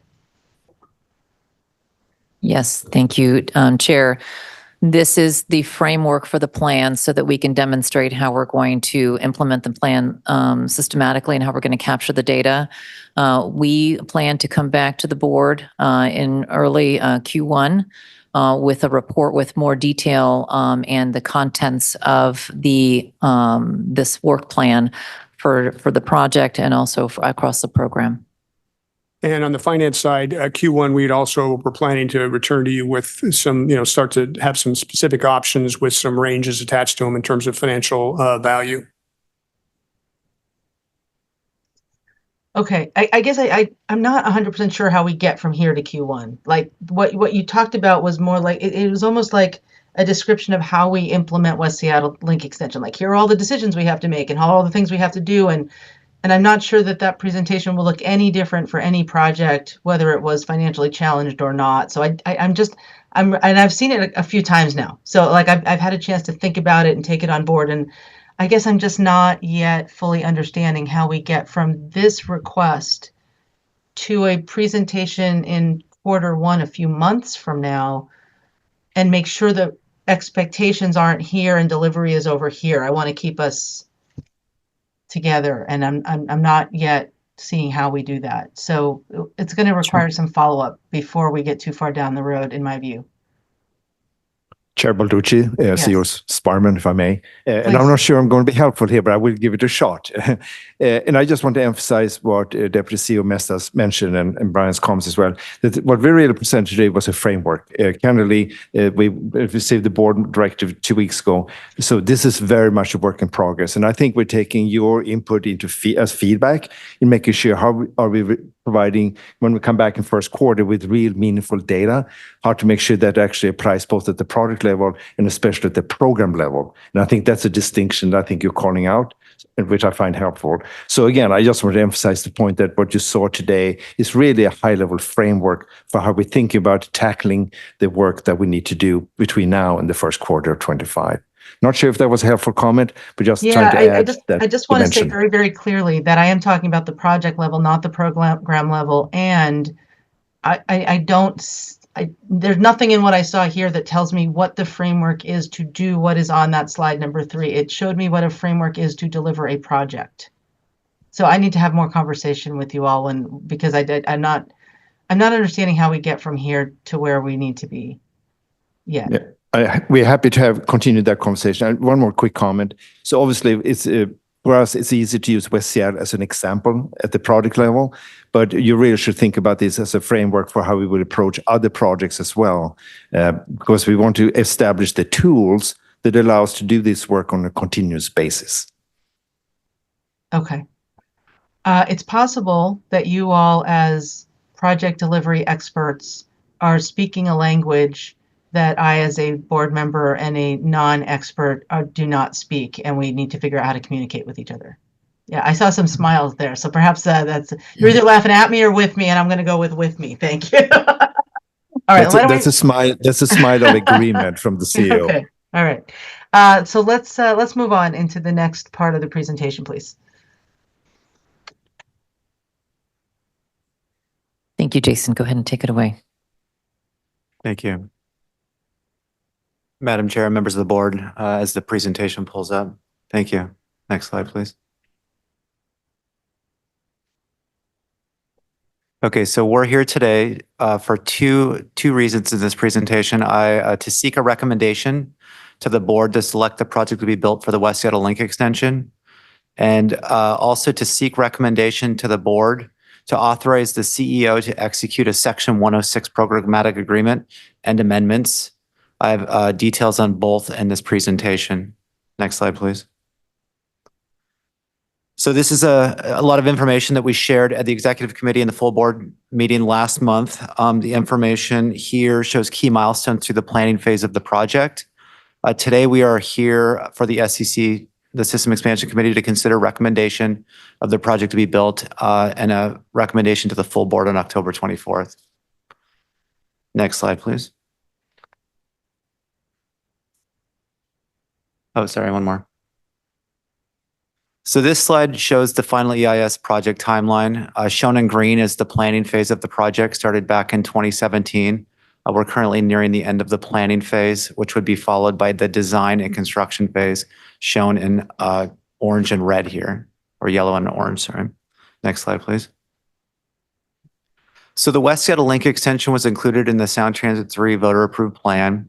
It would provide fast, reliable light rail connections from the Soto neighborhood to West Seattle's Alaska Junction neighborhood. It includes 4.1 miles of light rail service and serves 4 stations. Next slide, please. So the West Seattle Link Extension would greatly reduce transit travel time from Alaska Junction to Westlake Station in a 2042 scenario, we'd see a 50% reduction. So a trip on transit would be 30 minutes without the project, and it would be 16 minutes with the project. The project greatly improves transit service frequency, reliability, and capacity, particularly when Ballard Link Extension is online and the 3-line extends through downtown Seattle into Everett. It facilitates redevelopment opportunities near stations with a focus on affordable housing. It provides a travel alternative to the public in situations such as when the West Seattle Bridge is congested or closed for repairs. It also facilitates future expansion to the south on the peninsula, which is consistent with the Sound Transit long-range plan. Next slide, please. So here again, we showed these last month, but I think they're really great graphics because they reflect or they represent how far somebody can travel on transit today. So shown here on the left, we're showing how far somebody could travel in 15, 30, 45, and 60-minute intervals from Delridge and throughout the region. So you can see on the right with the West Seattle Link Extension and the other ST3 projects, that ability to travel through the region greatly increases, providing opportunity to access jobs, schools, and healthcare and other facilities. Next slide, please. So here again, this is for Westwood Village, which is not a station site or station location in the West Seattle Link Extension, but it's a community further south. And through bus rail connections at the Delridge Station, Alaska Junction, and Avalon stations, we're able to extend the regional transportation system within an hour for people living near Westwood Village. So while it's a 4.1 mile light rail extension, it really creates a connection to the region. Next slide, please. So we brought these, one more, thanks. So just quickly, what is studied in an FEIS? We break this up into 3 categories: the transportation system, the built environment, and the natural environment. And for each, we look at the project benefit and impacts for both the construction period and the final operating condition when the project's built and open. We also look at all of these through an environmental justice lens, and that's included in the final EIS as well. I'm not going to go through all of these categories in the coming slides, but we did assess all of them in the FEIS. Next slide, please. So this slide shows all of the alternatives in the final EIS, which is broken up into 4 segments, starting at SoDo at the top right, with north being up, downtown just off the page to the top. In the Duwamish segment, we have a number of alternatives. And then in West Seattle, we have the Delridge and West Seattle Junction segment. I'll dive into more detail on these in the next slides. The pink line represents the preferred alternative, and the blue line are the other alternatives included in the final EIS. Next slide, please. So here we have the 4 alternatives in the SoDo area. Each would include a new station directly west of the existing SoDo station. It would provide convenient travel or transfers for people traveling between the 1 line and the 3 line. The 2 alternatives at the left, the at-grade alternative, SoDo 1A, and the at-grade South Station option, SoDo 1B, as well as the preferred alternative, would also provide a new grade separation at Lander. This would provide grade separation for traffic and people traveling from east to west on Lander from both the existing 1-line tracks and the new 3-line to West Seattle. The alternative at the bottom right, the mixed profile alternative, would include a new elevated station, and that would be grade separated at Lander, but the 1 line would remain at grade with the Lander crossing. Next slide, please. So this slide has a lot of information, and you may recall from last month. At the top, we show the alternatives listed left to right with the preferred indicated in pink again. At the left, we have some key differentiators, including cost, business displacements in this case, and some different transportation and construction effects. We use a scale, a performance scale at the bottom right, to show a lighter performing as a lower performance in that category, with a darker blue showing a higher performance. And then we also show some other considerations. So we went through this before, but I'm just going to hit on a couple of things here. So the at-grade Lander access station and the at-grade alternative would have a similar cost, whereas the at-grade South Station and the mixed profile would have a slightly higher cost. We see similar business displacements with each, and then we have a different transportation effect. So the 3 on the left would have a permanent closure of the Soto busway, whereas the mixed profile would have a long-term closure. Noted at the bottom is the 2 alternatives on the left, including the preferred, would avoid the relocation of the USPS facility. That's the Carrier Annex and Service Center, whereas the South Station option, the mixed profile, would require their relocation. Next slide, please. So in the Duwamish segment, we have 3 alternatives. Each would be mainly elevated guideway starting at South Forest Street, continuing south before curving west and crossing over the Duwamish Waterway and Harbor Island, and then curving south into Delridge. Each of these alternatives would also include a new connection to the operations and maintenance facility, which would be a redundant connection because trains would be able to travel between all of the lines. The pink preferred alternative, since the draft EIS, we've done some design progression, and we were able to include a bridge type that did not include permanent in-water piers. The draft EIS used a bridge type that would include in-water piers, but also showed different bridge options that could be moved forward. The north crossing alternative is shown at the north of the bridge, and then the south edge is at the south. And I'll go through these on the next slide, please. So here again, we show the same performance measure at the bottom right, and then the alternatives at the top and the comparisons on the left. I'm just going to hit on a couple of these. We see similar residential displacements for the 2 south crossings with no business or no residential displacements. Though with the north crossing, we see the highest number of business displacements or higher number of business displacements and the highest number of maritime dependent business displacements. And then as noted on the bottom left there, no in-water piers for the south crossing. And then with the south edge crossing, in-water piers would be necessary with any bridge type. It would also affect 2 marinas on Harbor Island. And the north crossing would interface with the access points to Terminal 5 and Terminal 18, the container terminals. Next slide, please. So in West Seattle, we show the Delridge and West Seattle Junction segments on one slide. We combine these because it's very connected with the different profiles of stations we have in the Avalon, Alaska Junction area. We have tunnel stations.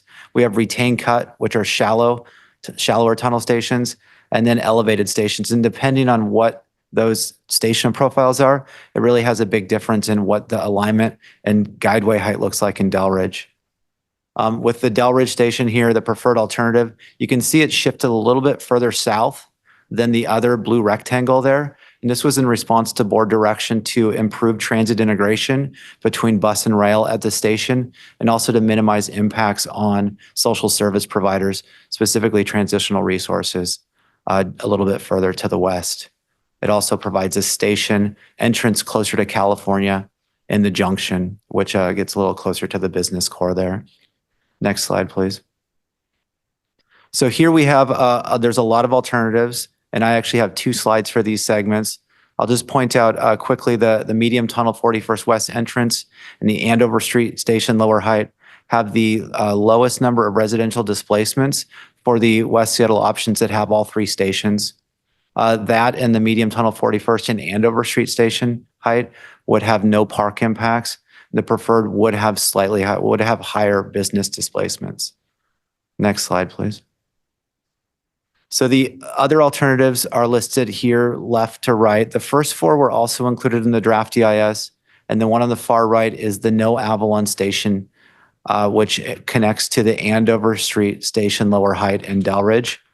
This would have a similar cost as the preferred alternative with slightly lower residential displacements and business displacements, but of course it would not have that Avalon station serving that area of West Seattle. Next slide, please. So here I wanted to highlight the ridership comparison. For many of the segments in West Seattle Link Extension, the ridership is similar for all of the alternatives. In SOTA, we see about 14,000 daily riders. Many of those would be transferring between the 1 line and the 3 line. Ridership in Delridge is very similar for all of the alternatives. And then at Avalon, the alternative with the elevated Fauntleroy would have a slightly different ridership compared to the other alternatives, and the same with the Junction. And then with the no Avalon, we see slightly lower boardings, both in Delridge and the West Seattle Junction. Next slide, please. So the West Seattle Link extension also provides opportunity for agency-led equitable transit-oriented development. In West Seattle alone, we see the opportunity for with 1,000 new housing units around the stations. This is in addition to the 3,500 units that we've already delivered or are part of the projects that are in construction now.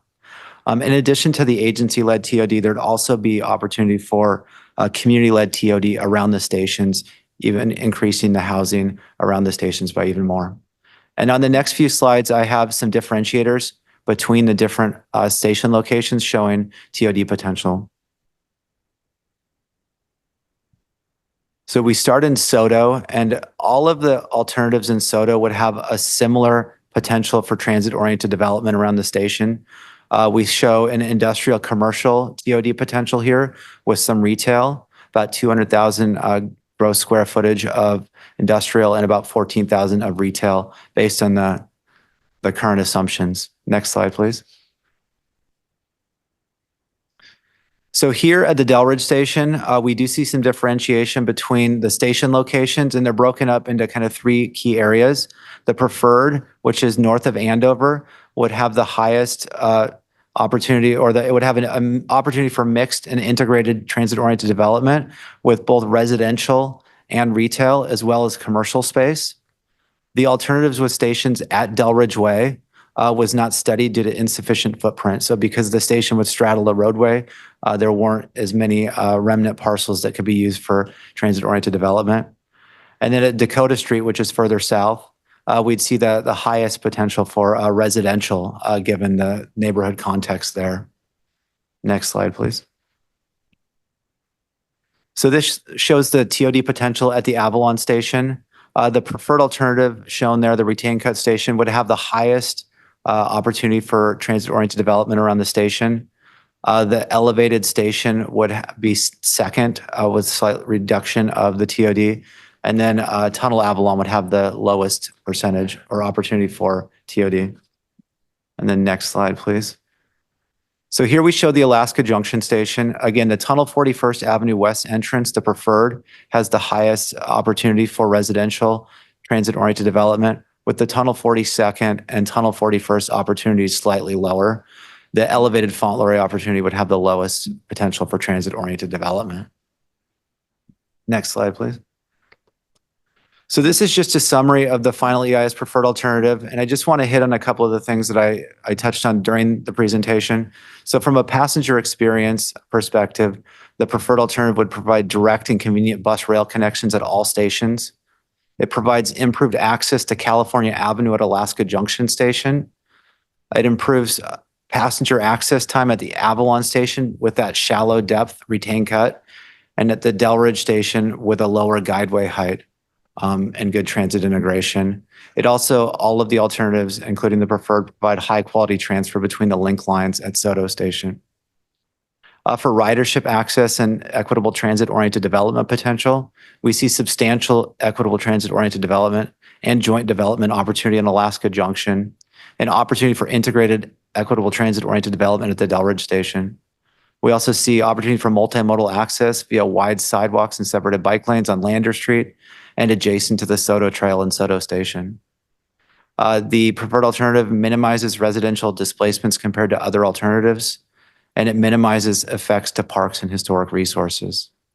From an equity perspective, it enhances mobility and access, and really provides great bus rail integration at Delridge and offers substantial equitable transit-oriented development opportunities.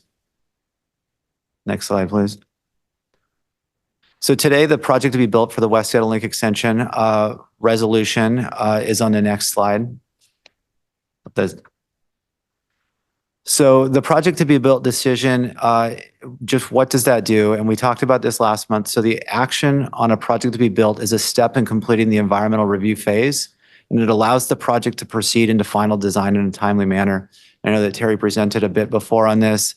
It really gives us that opportunity to better understand the costs and the design and to work toward a project that is affordable.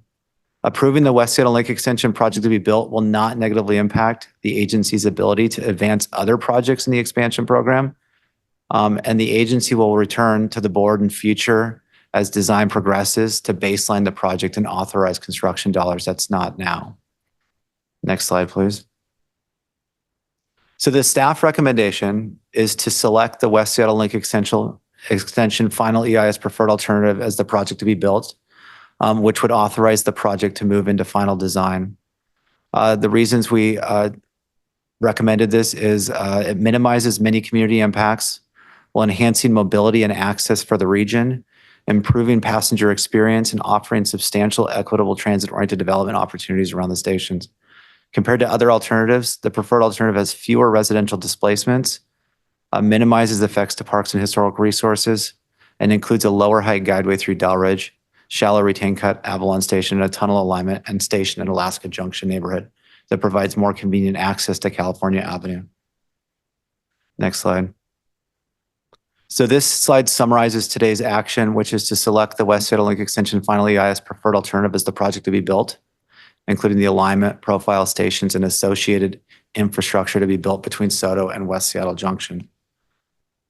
I have slides in the programmatic agreement. There's about 4 of them, and I can keep going if it pleases the chair. Otherwise, we can pause here.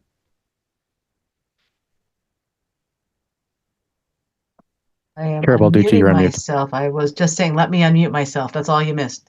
So, well, let's go to questions at this point on what we've seen so far, and start with Mayor Franklin. Please go ahead. Thank you, Chair Balducci, and thanks, Jason. I'm curious, how does this not impact the rest of the projects to be built when this is nearly double cost point of what it was before? So I understand that we're not spending all $7 billion with this action, but it is anything that is increasing the cost that dramatically is going to impact our ability to do the rest of the project and complete the spine. So curious how this action does not impact that. Thank you, Board Member Franklin. I'll take that question. I think the statement Jason made was it allows us to proceed with the other projects. It doesn't impact our ability to do that. We need to go into the design phase to understand the project more. I think I mentioned before at the previous committee, we're only at about 30% of design development. There's still a tremendous amount of work to do to better understand the scope. And there's a long list of opportunities that we need to explore and implement to fully understand the project. So I think the statement is we're able to move forward into the design phase is what's being requested, and that we'll continue to be able to progress the other projects and actually do the same exercise that was described in the work plan on the other projects so we can gain efficiencies across the entire portfolio. And I guess back to my other question, what would the impact of not proceeding be on the other projects? Sure. I can say that on the West Seattle Link Extension, that it allows us to connect West Seattle to Everett and provide the headways and service to all the communities along the 3 line, including Everett, per the ST3 plan. As far as the other extensions, we can certainly come back to the committee with more information on other impacts and a more comprehensive view of that. I think this is where the 2 things come together.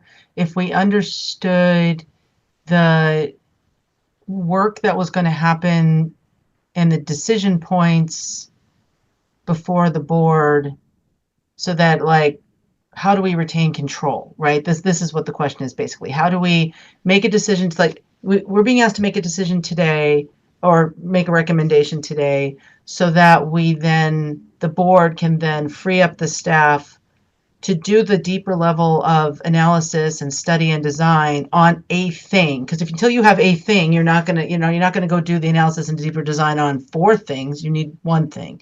And then once you have that, then you're going to be able to come back to us and say, here's where we can gain back some efficiencies. Here's where you have some scope decisions you might make. Here, like, then you ask the board questions that we then answer that ultimately drive the total cost of this project, which, at the same time, and then at that point enables us to see what does that do to the finances of the whole program. So how can people feel confident that whatever we direct you to then proceed to build will remain affordable within the scope of the whole program and the other projects going forward as well. And I'll just say, this is exactly how our discussion led into realignment the last time.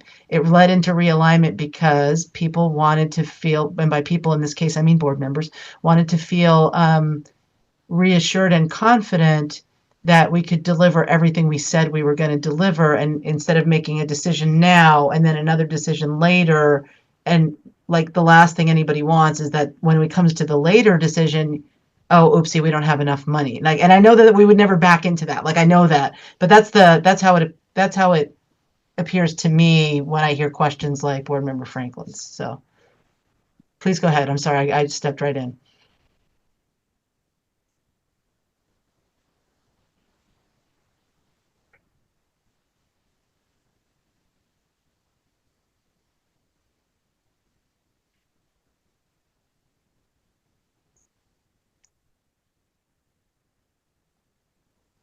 So I'm sorry, was there no reaction to any of that?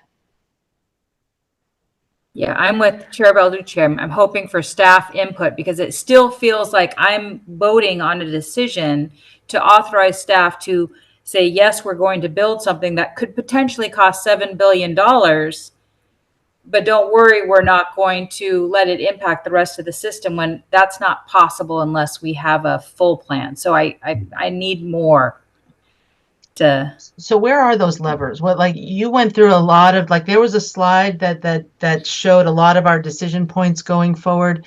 Can you maybe zoom in on just a couple or the next decision points? So if we say we identify the project to be built, is baselining the next thing that has to happen before we are committing to expend all those billions of dollars? Like, can somebody lay out the steps and where our levers are as a board, please? Absolutely. Thank you, Chair.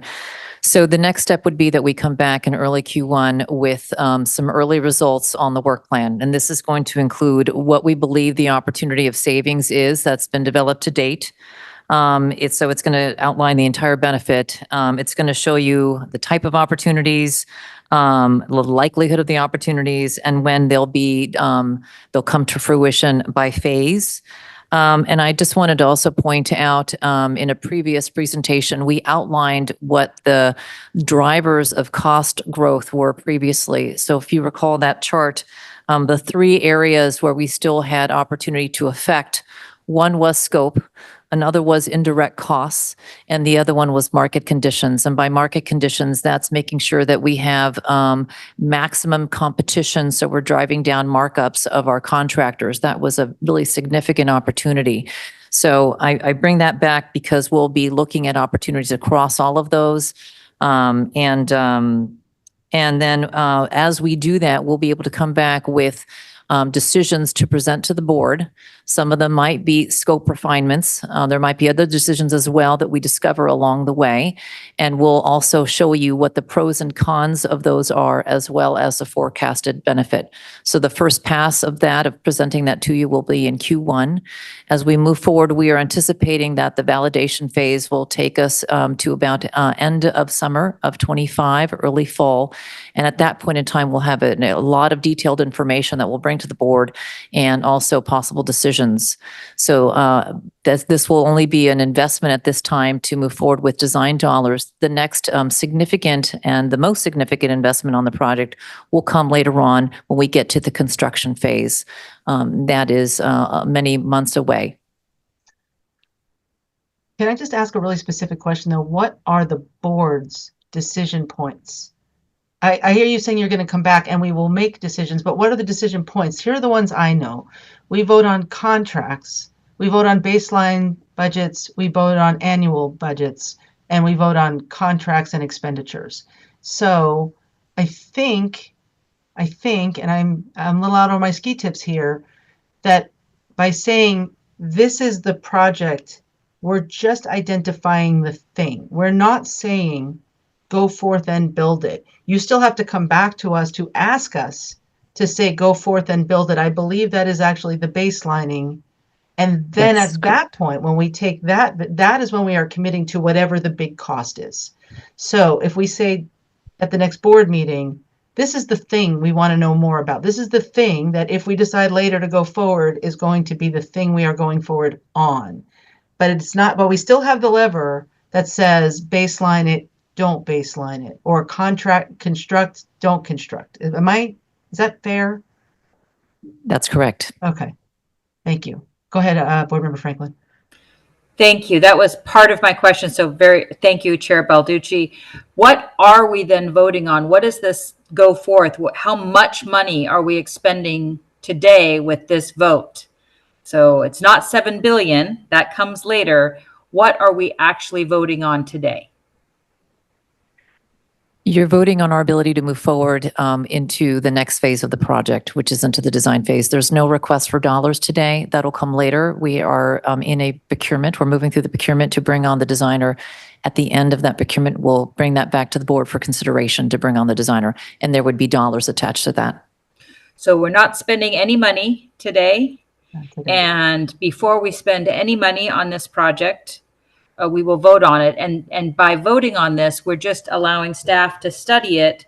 We're not saying, come hell and high water, we're going to build a $7 billion extension. That's correct. We're narrowing the field of the next steps for the next steps. Thank you.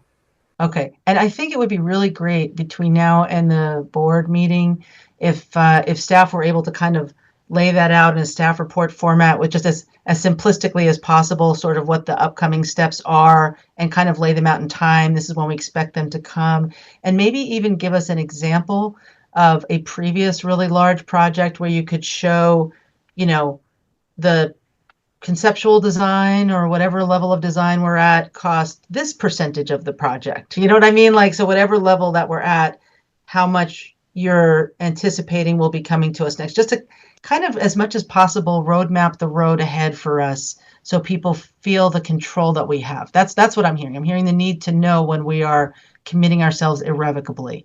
We just want to know. It's like, you don't want the decision points to fly by you silently. You want to see them coming and make, decisions with your eyes open. Okay. I think we've covered this question. Am I right? I hope so. Okay, anybody else? Chair Balducci, CEO Sparman, if I can just chime in, just to acknowledge the point you just made, and frankly, we have such a chart and we will be sure to incorporate that into our future presentation. We totally understand the need for the board to feel like you have control of the decision-making going forward. I just want to add one comment to the conversation in addition, which is the desire on our part to stay on schedule, because we all know that time equals money. And what this allows us to do is continue to do the engineer work that Deputy CEO Mestas has explained, because it allows us to be ready for what happens next. And it could be things like future grant funding opportunities, and lots of things will happen.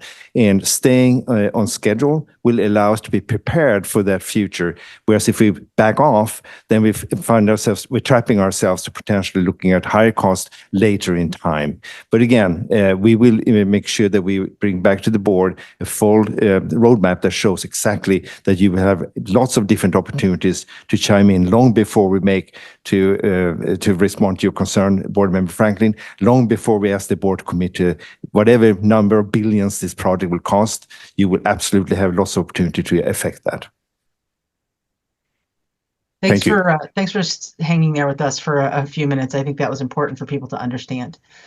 Okay, sorry, where are we? Let's get back on track. Where were we? Please, yeah, thank you. So the next portion of the presentation is the Section 106 programmatic agreement, and I'll provide an overview on what that means on the next few slides. So the Section 106 is a consultation process under the National Historic Preservation Act. It's a process that's led by the Federal Transit Administration, and it includes consultation with the State Historic Preservation Officer, with tribes, and with other interested parties known as consulting parties. The Section 106 process identifies and assesses the effects of the project on cultural resources, including historic buildings, archaeological sites, and other traditional properties. The FTA and Sound Transit have been involved in ongoing Section 106 consultation since 2019, and I really look at it as a parallel process to the final EIS and the EIS process. Next slide, please. So the Section 106 analysis included analysis of over 700 historic aged buildings in the project vicinity. And through the analysis, it was determined that 8 historic built environment resources and numerous discrete areas with traditional importance will be adversely affected by the preferred alternative. Next slide, please. So to address those effects, we have developed a Section 106 programmatic agreement. The agreement outlines a process for future analysis as the West Seattle Link Extension project is refined. And as we learn more, it identifies mitigation for built environment and archaeological adverse effects. The agreement, as we learn more, may need to be amended as the project progresses and new effects are identified. This would be consistent with the process outlined in the agreement. And this agreement will be signed by the Federal Transit Administration, by Sound Transit, by the State Historic Preservation Officer, and may also be signed by tribes, the City of Seattle, and then federal agencies adopting the FTA Section 106 analysis. Next slide, please. So today's action authorizes the CEO to execute a Section 106 programmatic agreement with the Federal Transit Administration, Washington State Historic Preservation Officer, City of Seattle, the Muckleshoot Indian Tribe, the Suquamish Tribe, and the Stillaguamish Tribe of Indians for the West Seattle Link Extension, and to execute amendments, including adding consulting parties and addressing newly identified adverse effects that are consistent with the process outlined in the Section 106 programmatic agreement and the Sound Transit policy and procedures. I do want to say, and this is separate, it wasn't germane to the last topic, but there is funding that's attached to this, not to exceed $500,000.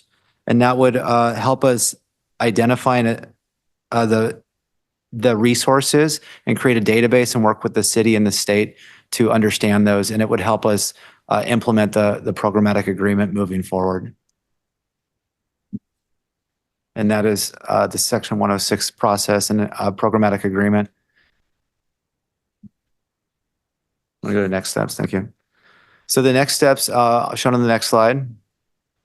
So depending on how the board acts today, we would potentially have action to select the project to be built for the West Seattle Link Extension on the full board meeting on the 24th, and a potential action to authorize the CEO to execute the Section 106 programmatic agreement following that same board meeting. Thank you. Okay, so we've been through briefings on the work to date on the cost savings work plan directed by the board, the West Seattle project to be built, and that is associated with our action under 6B Resolution R 2024-22, and then the Section 106 agreement, which is the next action item, item 6C. So first thing I'm going to do is ask for questions for staff. Let's continue. Make sure people get their questions answered. Board Member Franklin? Yeah? No? I wasn't going to ask another question. I've monopolized all the time, but I'm happy to move this item forward. I just want to be clear that I'm moving this item forward with the knowledge that we are not expending any money. We are not committing ourselves into action on this, that we are allowing the staff to continue to explore, to reduce costs and plan for it, and that we will be making that decision at a much later date. So, but I'm happy to move it forward if we're at that point. We are getting to that point. First, let me ask Alejandro to read the first item into the record. Item 6B is resolution number R 2024-22, a resolution of the Board of the Central Puget Sound Regional Transit Authority selecting the route profile and stations to be built for the West Seattle Link Extension project.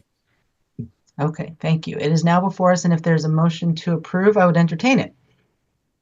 Board Member Strauss might like to move. Well, Do you want No, to? I had some comments, Chair. Okay, This it's been is the moved by appropriate Board time? Member Franklin. Is there a second? Second, this is Backus. Thank you. Seconded by Board Member Backus. And for discussion, I'll start with Board Member Strauss.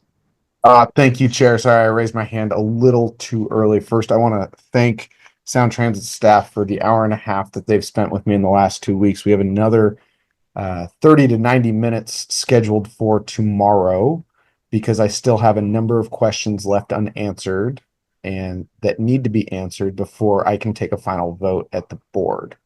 And this is specifically regarding SOTO. What I've found that the work in West Seattle is, my questions have been answered about West Seattle at this time. Last year with birthday Mayor Harrell and I, we passed the strongest protections for our industrial areas in the city's history because our industrial sector keeps our economy afloat. Just by way of background, last year, sales tax dropped off in the fall. Real estate excise tax has been on the decline for quite some time.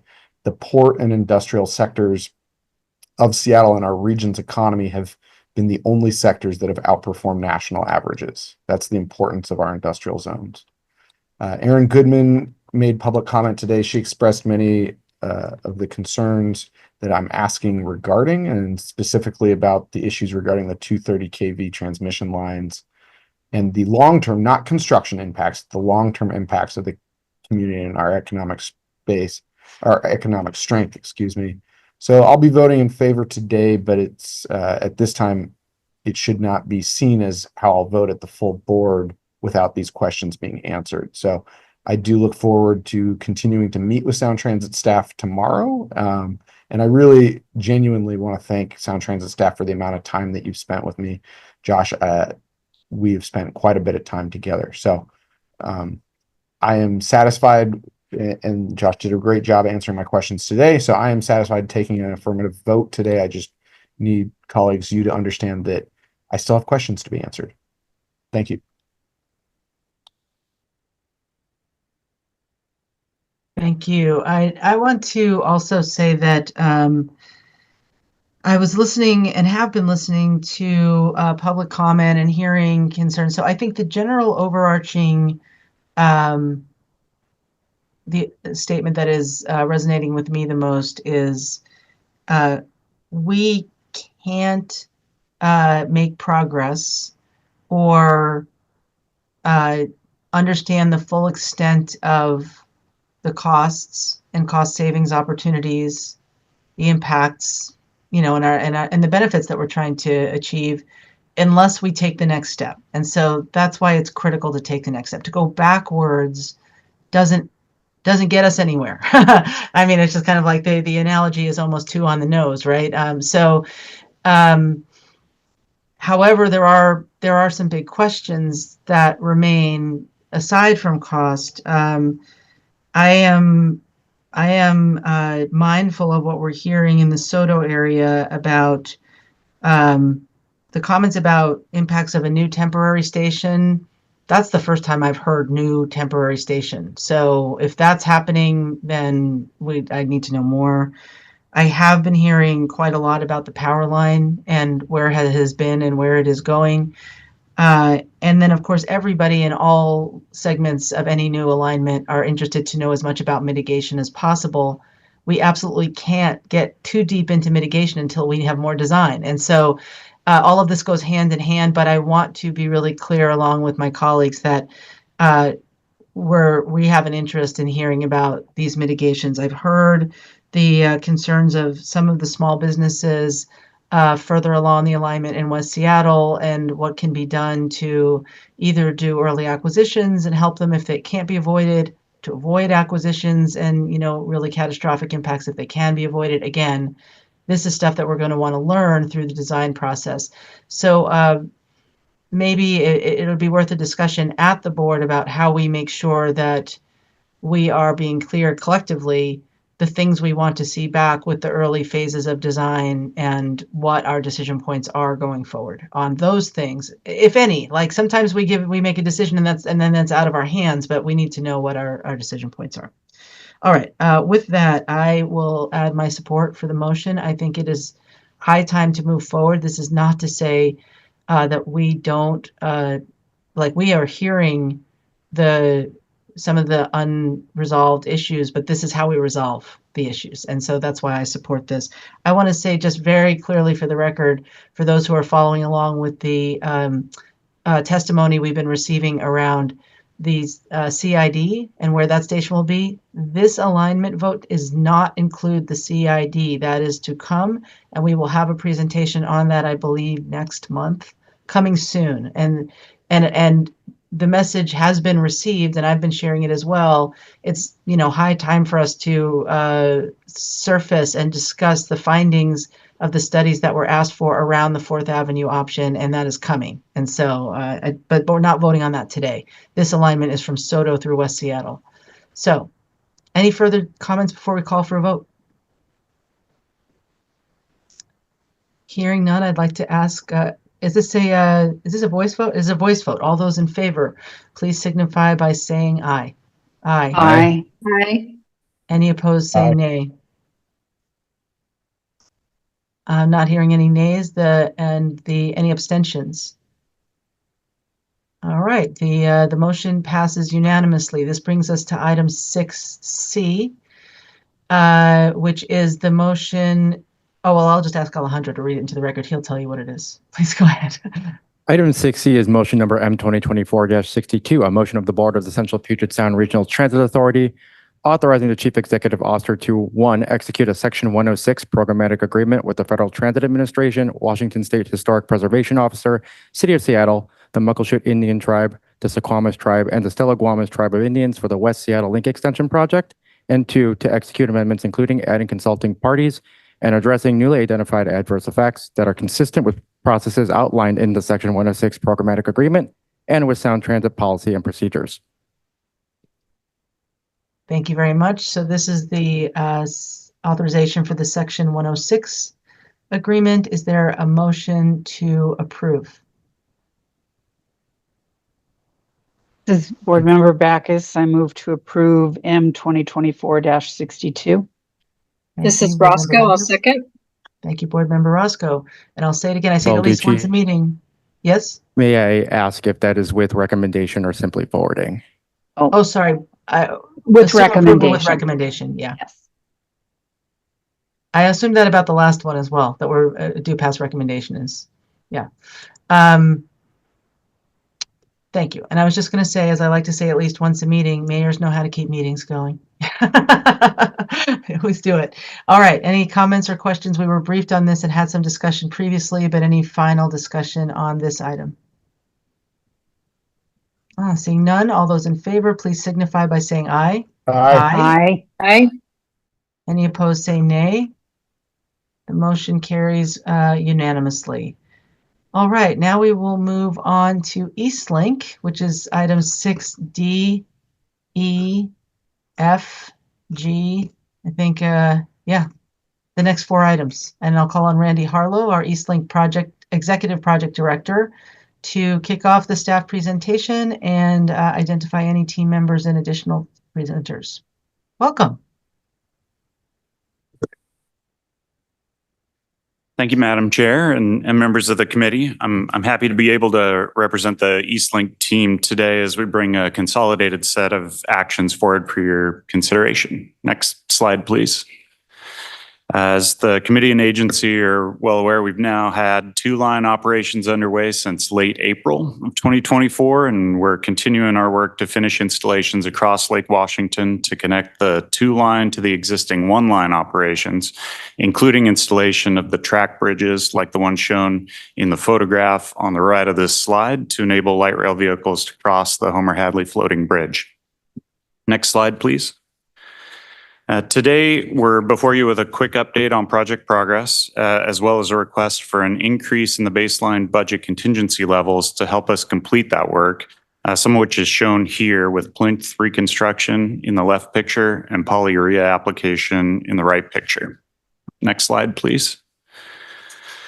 This slide gives you a high-level view of the overall project budget. Through August, we've committed nearly all of the baseline budget dollars and expect the baseline budget dollars to be fully committed by the end of the calendar year. To date, we've incurred 95% of the originally budgeted dollars and are beginning expenditures related to startup and activation while still incurring construction and administration costs. Next slide, please. The critical path to construction completion now runs through completion of the track work, finalization of the overhead catenary system, and system integration testing, all shown in the high-level schedule conveyed on this slide. There are a series of upcoming closure windows, the first of which will occur in November to allow the signal and traction power systems to be connected to the operational segment and for final tests and checks to be performed on the construction side. Following the construction phase testing, pre-revenue operations will commence with operator certification and simulated service. Because schedule hiccups could still impact the projected Q4 2025 revenue service date, we're working closely with our civil and systems contractors and our consultant teams to ensure sustained commitment from both craft and staff to manage the remaining work and find opportunities to reduce risk and meet or improve the current schedule. Next slide, please.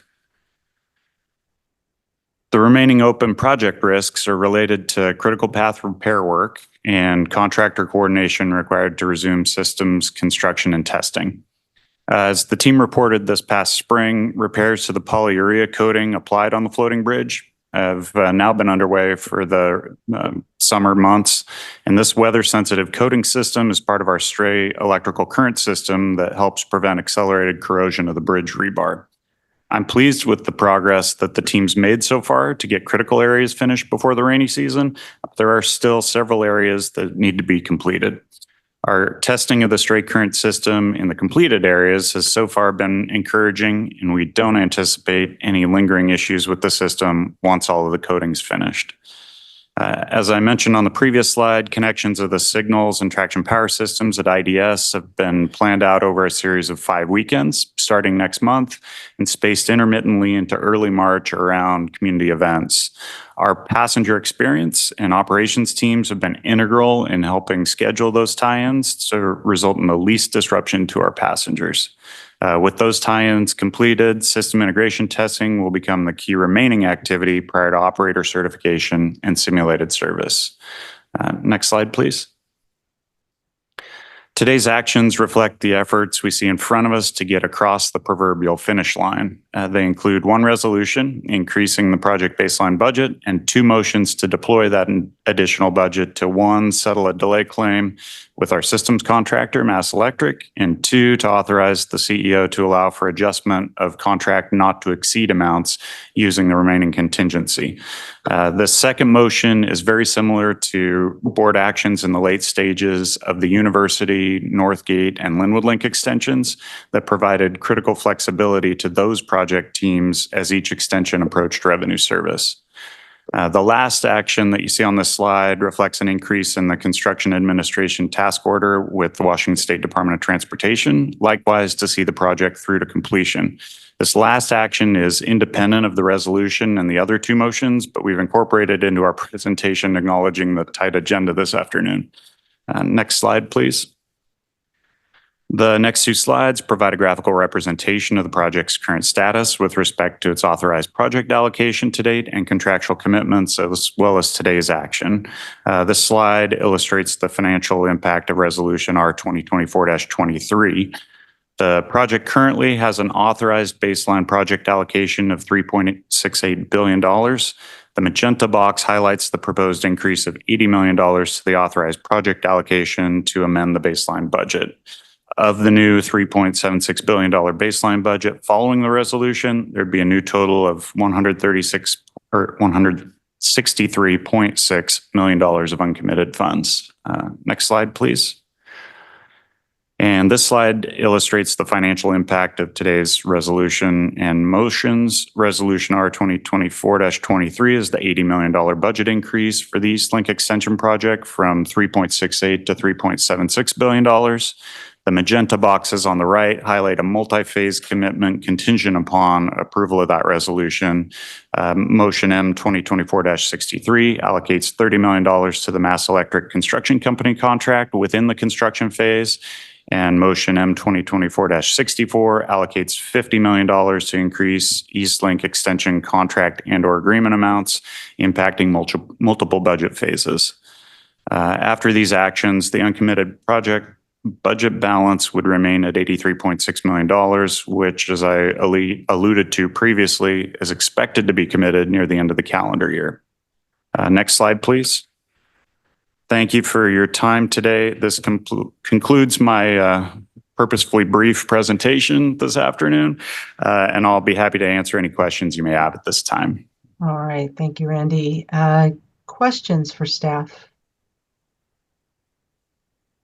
I will say it's interesting to have back-to-back decisions at the earlier stages of a project and in the very later stages of a project. The level of confidence and the level of risk has become much more manageable, even in a project like this one where we've had some challenges. So we have four actions before us today. I'm going to start by asking Alejandro to read item 6D into the record, please. Item 6D is resolution number R 2024-23, a resolution of the Board of the Central Puget Sound Regional Transit Authority, amending the Eastlink Extension Project baseline budget to settle certain delay claims and to provide funding to complete the extension by the forecast revenue service date by increasing the authorized project allocation by $80 million from $3,677,150,000 to $3,757,150,000. Thank you. And I'd ask for a motion to forward the resolution with a due pass recommendation. Madam Chair, this is Backus. I move to forward resolution number R 2024-23 to the full board with a due pass consideration. Thank you. Is there This a is second? Roscoe. I'll second. Thank you. Any further discussion? All those in favor, please signify by saying aye. Aye.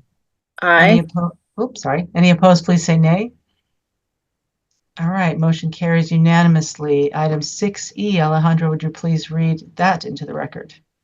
Item 6E is motion number M 2024-63, a motion of the Board of the Central Puget Sound Regional Transit Authority authorizing the Chief Executive Officer to increase the contract contingency with Mass Electric Construction Company for the Eastlink Systems construction contract in the amount of $30 million for a new total authorized contract amount not to exceed $468,450,000, contingent upon approval of resolution number R 2024-23. All right, thank you. Is there a motion to approve? Madam With a due pass Chair. recommendation? Yeah, please go ahead. This is Backus. I move to have M 2024-63 forwarded to the full board with a due pass consideration. Thank you. Is there a second? This is Roscoe. I'll second. Thank you so much. Any further comments? All those in favor, please signify by saying aye. Aye. Aye. Any opposed, please say nay. Item 6F passes unanimously. Brings us to item 6G. Alejandro, would you please read this one into the record? Chair Boложi, we're on 6F. Just to Sorry, be 6F. clear. Yes, thank you. You're okay. Thank you for giving me Item that track. 6F is motion number M 2024-64, a motion of the Board of the Central Puget Sound Regional Transit Authority authorizing the Chief Executive Officer to increase certain Eastlink extension contract and/or agreement amounts as necessary for a total authorized cumulative increase not to exceed $50 million, contingent upon approval of resolution number R 2024-23. All right, thank you. Is there a motion to approve? Motion to approve. Madam Chair, this is Backus.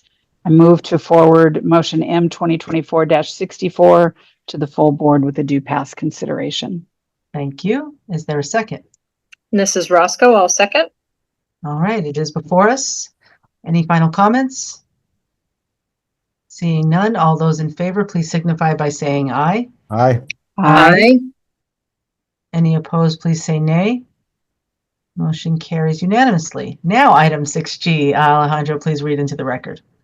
Item 6G is motion number M 2024-65, a motion of the Board of the Central Puget Sound Regional Transit Authority authorizing the Chief Executive Officer to 1, execute an amendment to Task Order B12 under the umbrella agreement GCA 3361 with the Washington State Department of Transportation to provide continued construction administration and construction services for the Eastlink Extension construction contracts in the amount of $950,000 for a new total authorized task order amount not to exceed $7,648,683, all within the board-approved project budget, and 2, execute future amendments to this task order consistent with current agency delegations of authority detailed in resolution number R 2023-30, Sound Transit's procurement agreements and delegated authority policy. All right, thank you. Is there a motion to approve item 6G? Madam Chair, this is Backus. I move to forward to the full board with a due pass consideration, motion number M 2024-65. Thank you. Is there a second? This is Roscoe. I'll make a second. Thank you. All right, any final words on Eastlink? It's a lot of money today. It's a lot of money, but it's getting us through the latter stages of a very challenging part of a project, and I'm really looking forward to paying off the final bills and opening this one. So thank you. But yes, it's a lot of money. All right, all those in favor, please signify by saying aye. Aye. Aye. Aye. Any opposed, please say nay. Item 6G carries. And so for our second to last stop in this committee meeting, let's turn to Federal Way. And we have Beth Blair, Light Rail Development Manager, to begin the staff presentation for an amendment to a construction agreement with WashDOT for item 6H. Ms. Blair, are you with us? Good afternoon, Chair Balducci and committee members. Oh, Lynette, I'm sorry. I'm just reading my notes here. Welcome. It's good to see you. Great, thank you. Thanks. I'm Lynette Riley Hall, Federal Way Link Extension Executive Project Director. With me to present today is Light Rail Development Manager, Beth Blair. This is Beth's first opportunity to present to System Expansion Committee. Before I hand this over to Beth, I'd like to share that Federal Way Link Design Build project is now 92% complete. I'm also pleased to say that we've now completed construction of the long span bridge at Structure C, and we could not have done this without the collaboration and great partnership with WashDOT. Now I'll turn it over to Beth. Thank you, Lynette, and thank you, Chair Balducci and members of the System Expansion Committee for your time. The Federal Way Link Extension is seeking authorization to execute an amendment to the GCB 3019 construction agreement with the Washington State Department of Transportation. This amendment provides terms for land use and extends the timeframe for the Federal Way Link Extension contractor to work in WashDOT right-of-way areas where both the Federal Way Link Extension and WashDOT State Route 509 projects interface or overlap in the vicinity of Structure C. Complications from Structure C construction have necessitated the Federal Way Link Extension contractor to work in WashDOT right-of-way for an extended period. And although the Structure C bridge is now structurally complete, this amendment provides the Federal Way Link Extension contractor with access to the property at the ground level for such things as track plinth concrete trucks, construction of a stormwater detention pond, removal of the Structure C staging area, and final restoration of the site. This amendment extends the timeframe for the Federal Way Link Extension contractor to work in WashDOT right-of-way from November 1st, 2024 to November 20th, 2025. If Sound Transit impacts the area after May 30th, 2025, this amendment authorizes Sound Transit to pay WashDOT $345,000. This amount reflects the agreed upon amount of WashDOT contractor claims for Sound Transit's impact to WashDOT's scheduled work after May 30th, 2025. Sound Transit will also pay any additional validated claims for extended use of the area until November 20th, 2025.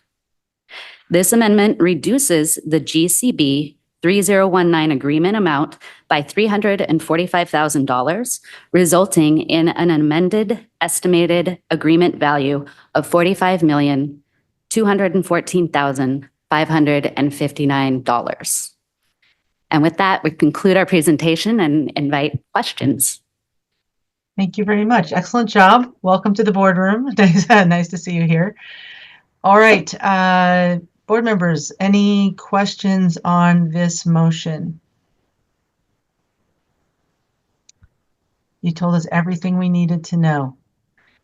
So I will ask Alejandro to please read the item into the record. Item 6H is motion number M 2024-66, a motion of the Board of the Central Puget Sound Regional Transit Authority authorizing the Chief Executive Officer to execute an amendment to the construction agreement with Washington State Department of Transportation, WashDOT, related to WashDOT's Phase 1 SR 509 completion project to extend the time period for the Federal Way Link Extension contractor to work on WashDOT right-of-way and authorize Sound Transit to pay WashDOT contractor claims, including paying $345,000 if required for impacts to WashDOT's project after May 30th, 2025. Okay, thank you. Is there a motion to approve item 6H? Madam Chair, this is Backus. Move to forward to this is a due pass as well, right? Correct, yes. Yes. Move to forward to the full board with a due pass recommendation, motion number M 2024-66. Thank you so much. Is there a second? I'll second. Thank you. It's before us. Any final discussion? I'll just say, as we are getting toward the wrap-up phase with this Structure C work, it's been another challenge, but I think really well managed in the the correction and the redirection. And now, again, as you drive by it, it's there. It's a thing. It looks ready for trains from as you drive by on the freeway. So. Congratulations to the team on getting us to this point. I think it's really good to be reaching final payment type terms, and I'm happy to support this and send it to the board. All those in favor, please signify by saying aye. Aye. Aye. Any opposed? Please say nay. Motion passes unanimously.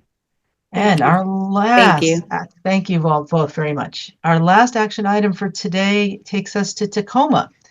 For item 6I, I'd like to ask Mark Johnson, Project Director, to start the staff presentation for a funding agreement with the City of Tacoma for the South Tacoma Access Improvement Project. Welcome. Well, thank you. Yes, thank you, Chair Balducci, and good afternoon to other board members who are members of the committee. With me here today is Zach Eskenazi, High Capacity Transit Development Manager in the Capital Delivery Department. And Zach is responsible for developing and negotiating the details of this funding agreement. So if there are questions regarding those, he will be here to answer them. But I will give a very brief presentation of the action today. In the August board cycle, baselines were established for the South Tacoma Station Access Improvement Project and the Lakewood Station Access Improvement Project. In that same cycle, the funding agreement with the City of Lakewood for delivering access improvements in their city-owned rights-of-way was authorized. This agreement before you today, for which you're requesting a due pass recommendation to the full board, is similar, but with the City of Tacoma. The fundamental important details for this agreement is that we would make available $42,310,763 to the City of Tacoma for reimbursement for their costs in designing and constructing the improvements that are located in their city's right-of-way that contribute in two ways: access to the station, but also enhance the transportation network in the city. The improvements that they will deliver are divided into two categories described in your staff report: Priority 1 and Priority 2 improvements. Because the amount in this agreement is reimbursable and is capped at the $42.3 million, the more efficient that the city is able to be in delivering these, the more improvements they'll be able to deliver. All the Priority 1 improvements would be delivered before Priority 2 improvements would be designed and delivered. We will be receiving quarterly reports from the city as well as invoicing for reimbursement. And I want to let you know that the Tacoma City Council authorized execution of this agreement on August 27th of this year. With that, I think that I'll just open it up for questions. Board members, are there any questions? This is the benefit of coming last on a long agenda. And I'm going to ask Alejandro to please read the item into the record.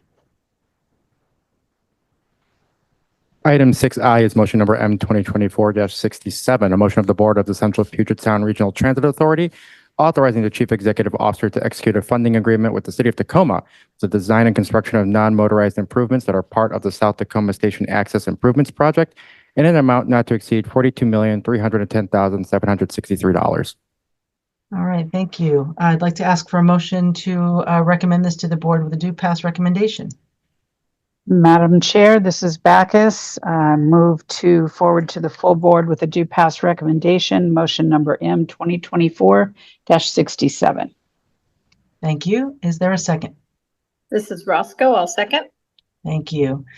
Just before calling for the vote, I want to share with the members that I was attending the Walk Bike Roll conference in Tacoma a few weeks ago, and met up with some staff members there, and one of them was just so excited about this project. One of the staff within the city who had worked on coming up with this list of station improvements and access improvements, and they're just really proud of the work. So I think it's been a very successful, not to say even joyful, collaboration with the city, and I just love that.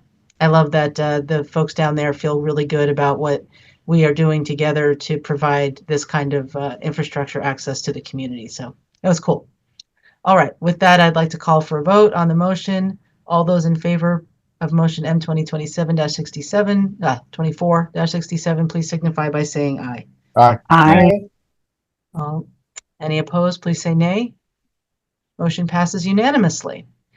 All right, we have two presentations today. One is the regular monthly status of the technical advisory group recommendations. And I will say we've been deep into this for the last few months. I think this one will be fairly brief. I'd like to call on Terry Mestis to provide the briefing. Thank you, Madam Chair, members of the committee. Let's go to the next slide, please. Thank you. Today, we'll be providing our monthly update, and we're going to be focusing on our actions around being the owner of choice. And there's no decision or action requested today. Next slide, please. This is a format you've seen of the TAG recommendations and also our initiatives previously. And today we are focusing on the TAG recommendation number 4, which is about key procedures and with industry best practices. And then if you go down a little bit further down on that slide, you'll see where it says procurement and contracting. We're going to be focusing on best practices around procurement and contracting and how that lifts our ability to be the owner of choice. Next slide, please. So the procurement timeline or process has 7 different phases. The requirements phase, this is making sure that we have a clear understanding of the project and we can communicate that accurately to industry, that we are doing effective and meaningful engagement with industry. We also have the appropriate procurement strategy around all of our projects. So phases 1 through 3 are really pre-solicitation. When we get to phase number 4, which is the solicitation, making sure that we do that effectively and then get to an efficient, timely way of getting to contract award, which is phase 5. And then post-solicitation, phase 6 is where we're still capturing the performance of the results of the procurement process. And then phase 7 is where we're capturing those lessons learned. And in the following slides, I'll go through some of the metrics and some of our actions. Next slide, please. So this is where we're making sure that as an owner, we understand the scope, but we're also documenting it clearly so that we can communicate it to industry. So we're getting best and accurate prices. There's alignment of price to scope. We're in the process of updating all of our contract and procurement templates. We're also looking at our qualifications to make sure that we're creating the most competition that we can on our projects and that we're not putting barriers into competition.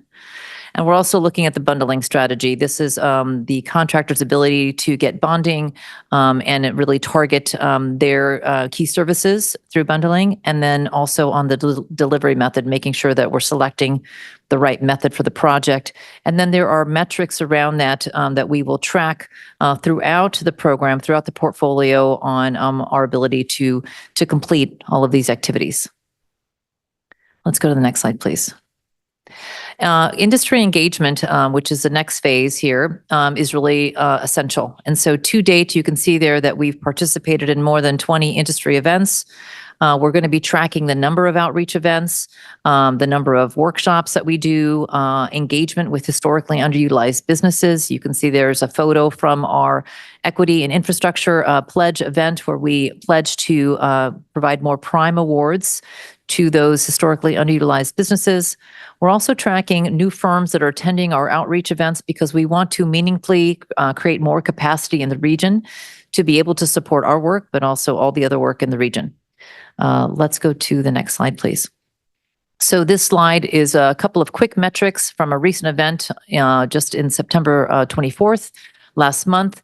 Where vendors, when they registered for the event, they also gave us a host of information so we can start to track vendors that are out there and who has and has not done work for Sound Transit. So the pie chart on the left-hand side shows those vendors who have done work. 48%, vendors who are seeking opportunities who have not done work with Sound Transit yet at 32%. We think that that is really encouraging, and we want to get a lot of new vendors in the mix supporting our work and grow capacity. The pie chart on the right looks at of the vendors who are attended, which ones are historically underutilized businesses, and that is small business, the disadvantaged businesses, minority, women-owned, and other different types of certifications. So we want to make sure that we have this information to also better inform our DBE goals as we move forward in the procurement timeline. Let's go to the next slide, please. We also, phase 3, we're looking at procurement strategy. So this requires that we're also sharing that strategy early and often with industry so that they can choose which opportunities they want to chase. There's a lot of work in the region. We want them to choose to compete on our work, but we need to share that information early.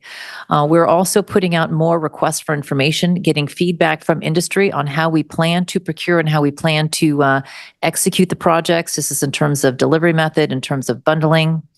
We're also doing a lot of workshops before solicitation on our projects to have real-time, meaningful conversations on how we plan to implement the work. For West Seattle, we had a workshop with 22 companies that covered the full gamut of scope, where we identified a host of VE opportunities. And we're also looking at the DBE goals and making sure that we're maximizing that opportunity to bring in different types of firms with different certifications and diversity. Let's go to the next slide, please. So when we get to the solicitation, we're going to be tracking the number of respondents. This is a number of proposals that we receive, the number of RFIs that we receive during the course of the procurement. We want to make sure that we're tracking the amount of time that we give to bidders so they can provide us with quality and meaningful proposals. And we also are going to track the proposals in terms of hitting target budgets and other parameters that we're trying to achieve for the projects. One good indicator here is registrations on our Bidingo site. So Bidingo is a software vendor portal that we use to manage our procurements. And right now we have over 6,700 total registered vendors. Since May, we've had 423 new vendors registered, which we think is really positive and shows that people and firms are really interested in our work. Let's go to the next slide, please.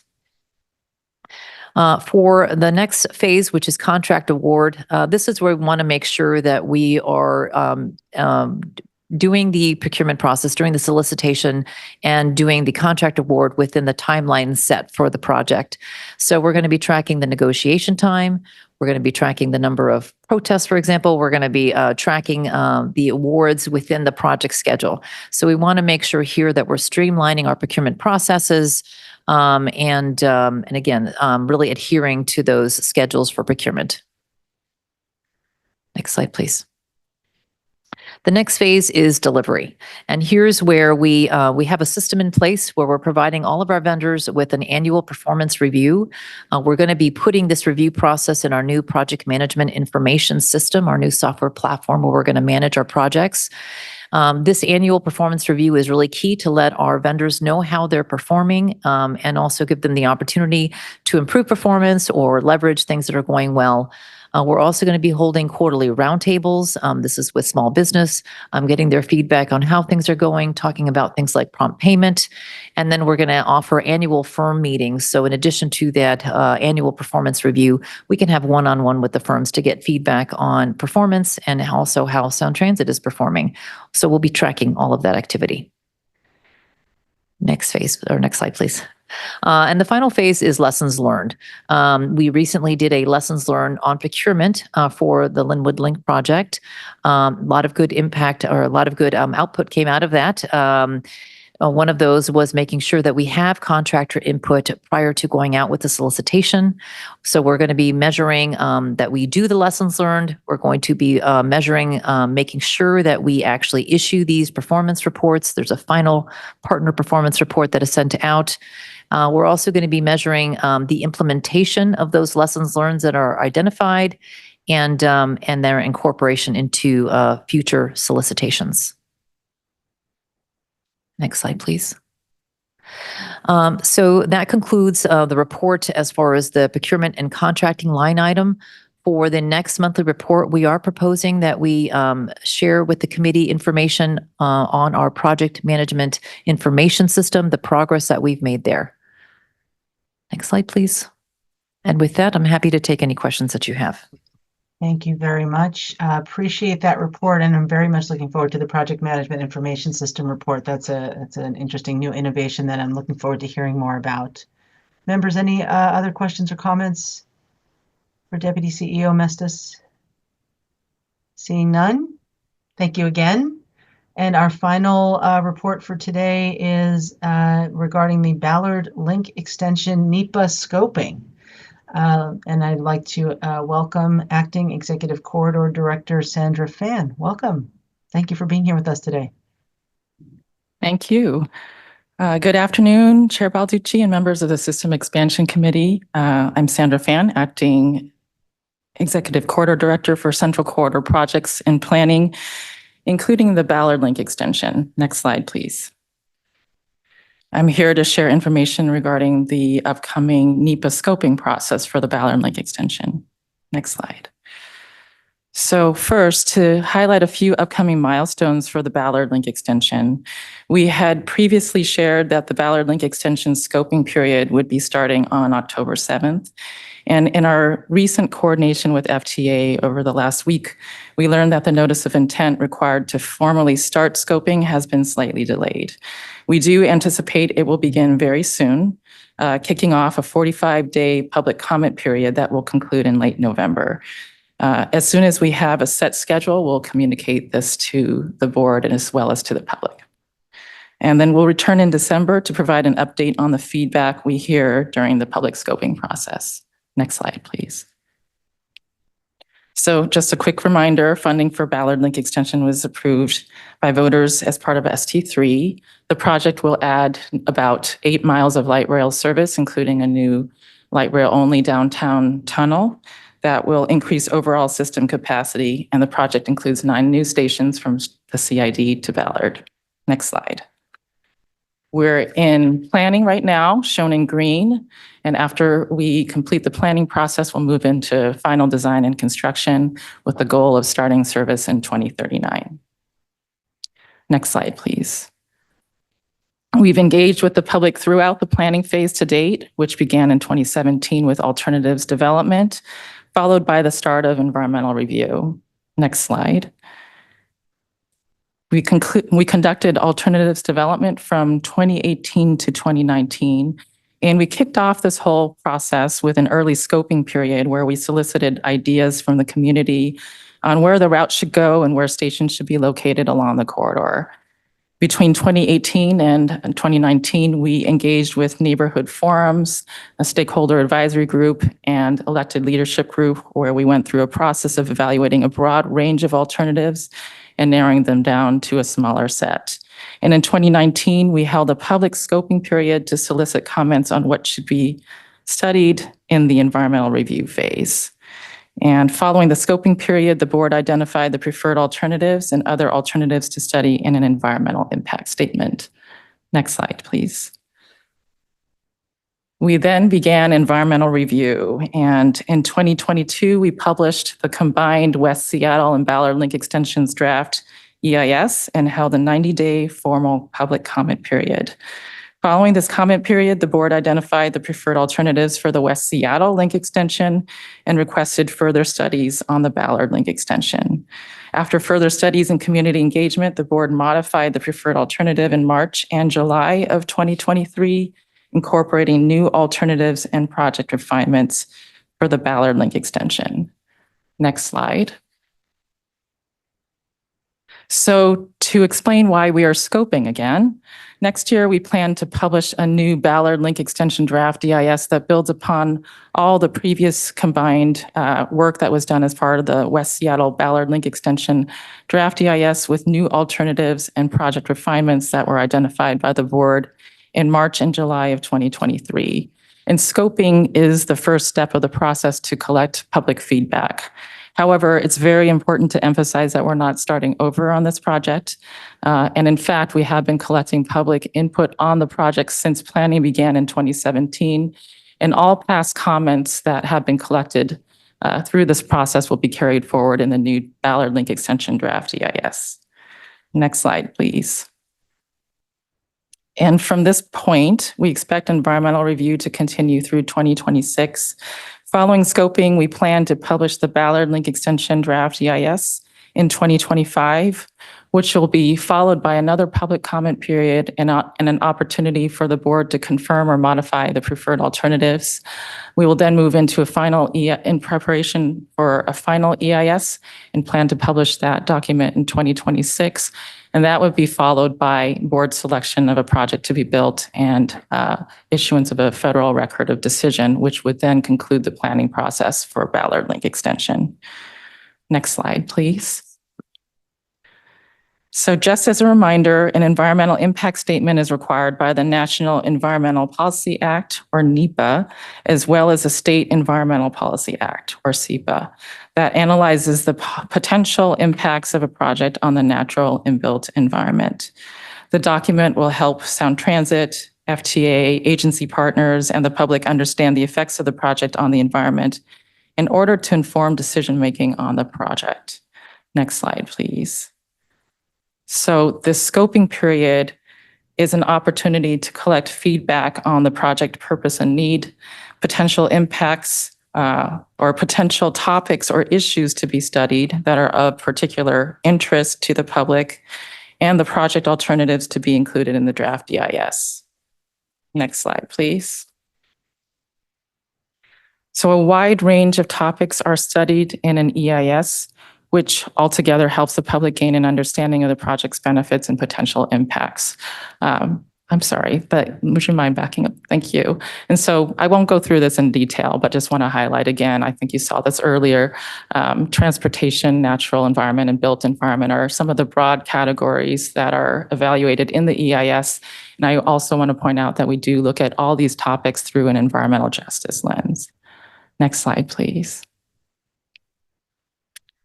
So shown here is the full range of alternatives that are being advanced as part of ongoing review. These include all of the alternatives that were evaluated in the previous combined West Seattle and Ballard Link Extension draft EIS that was published in early 2022, in addition to new and refined alternatives that were identified by the board in March and July of 2023. The preferred alternative is shown in pink, and all other alternatives that are continuing to be advanced in environmental review are shown in blue. Next slide, please. And during the scoping period, there will be a number of different ways for the public to learn about the project and submit comments on the latest route and station alternatives, the topics to study in the EIS, and the project purpose and need. We plan to hold 2 in-person scoping meetings during the public scoping period, likely around the end of October, early November, where the public can review informational materials, ask questions of staff, and submit formal comments. And then comments can also be submitted online, via email, via voicemail, or via regular mail. Next slide, please. And to wrap up, the 45-day public scoping period is anticipated to begin soon and will continue through late November. And after the comment period, we plan to return to both the System Expansion Committee and the board in December to report back on the feedback we heard during scoping and to also provide an update on next steps, including the approximate timing for the draft EIS publication and future board actions. And this concludes my presentation, and I'm happy to answer any follow-up questions you may have. Thank you so much. Good to hear about how we're proceeding there. Any questions for Sandra? Seeing none? No? Again, long meeting. Oh, we have one. Yay. Board Member Strauss. Just to make the meeting a little bit longer, I'll just thank to the sound validate the staff's time and effort.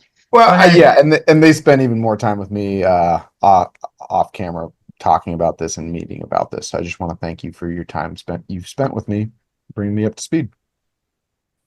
Excellent. Thank you. Anyone else?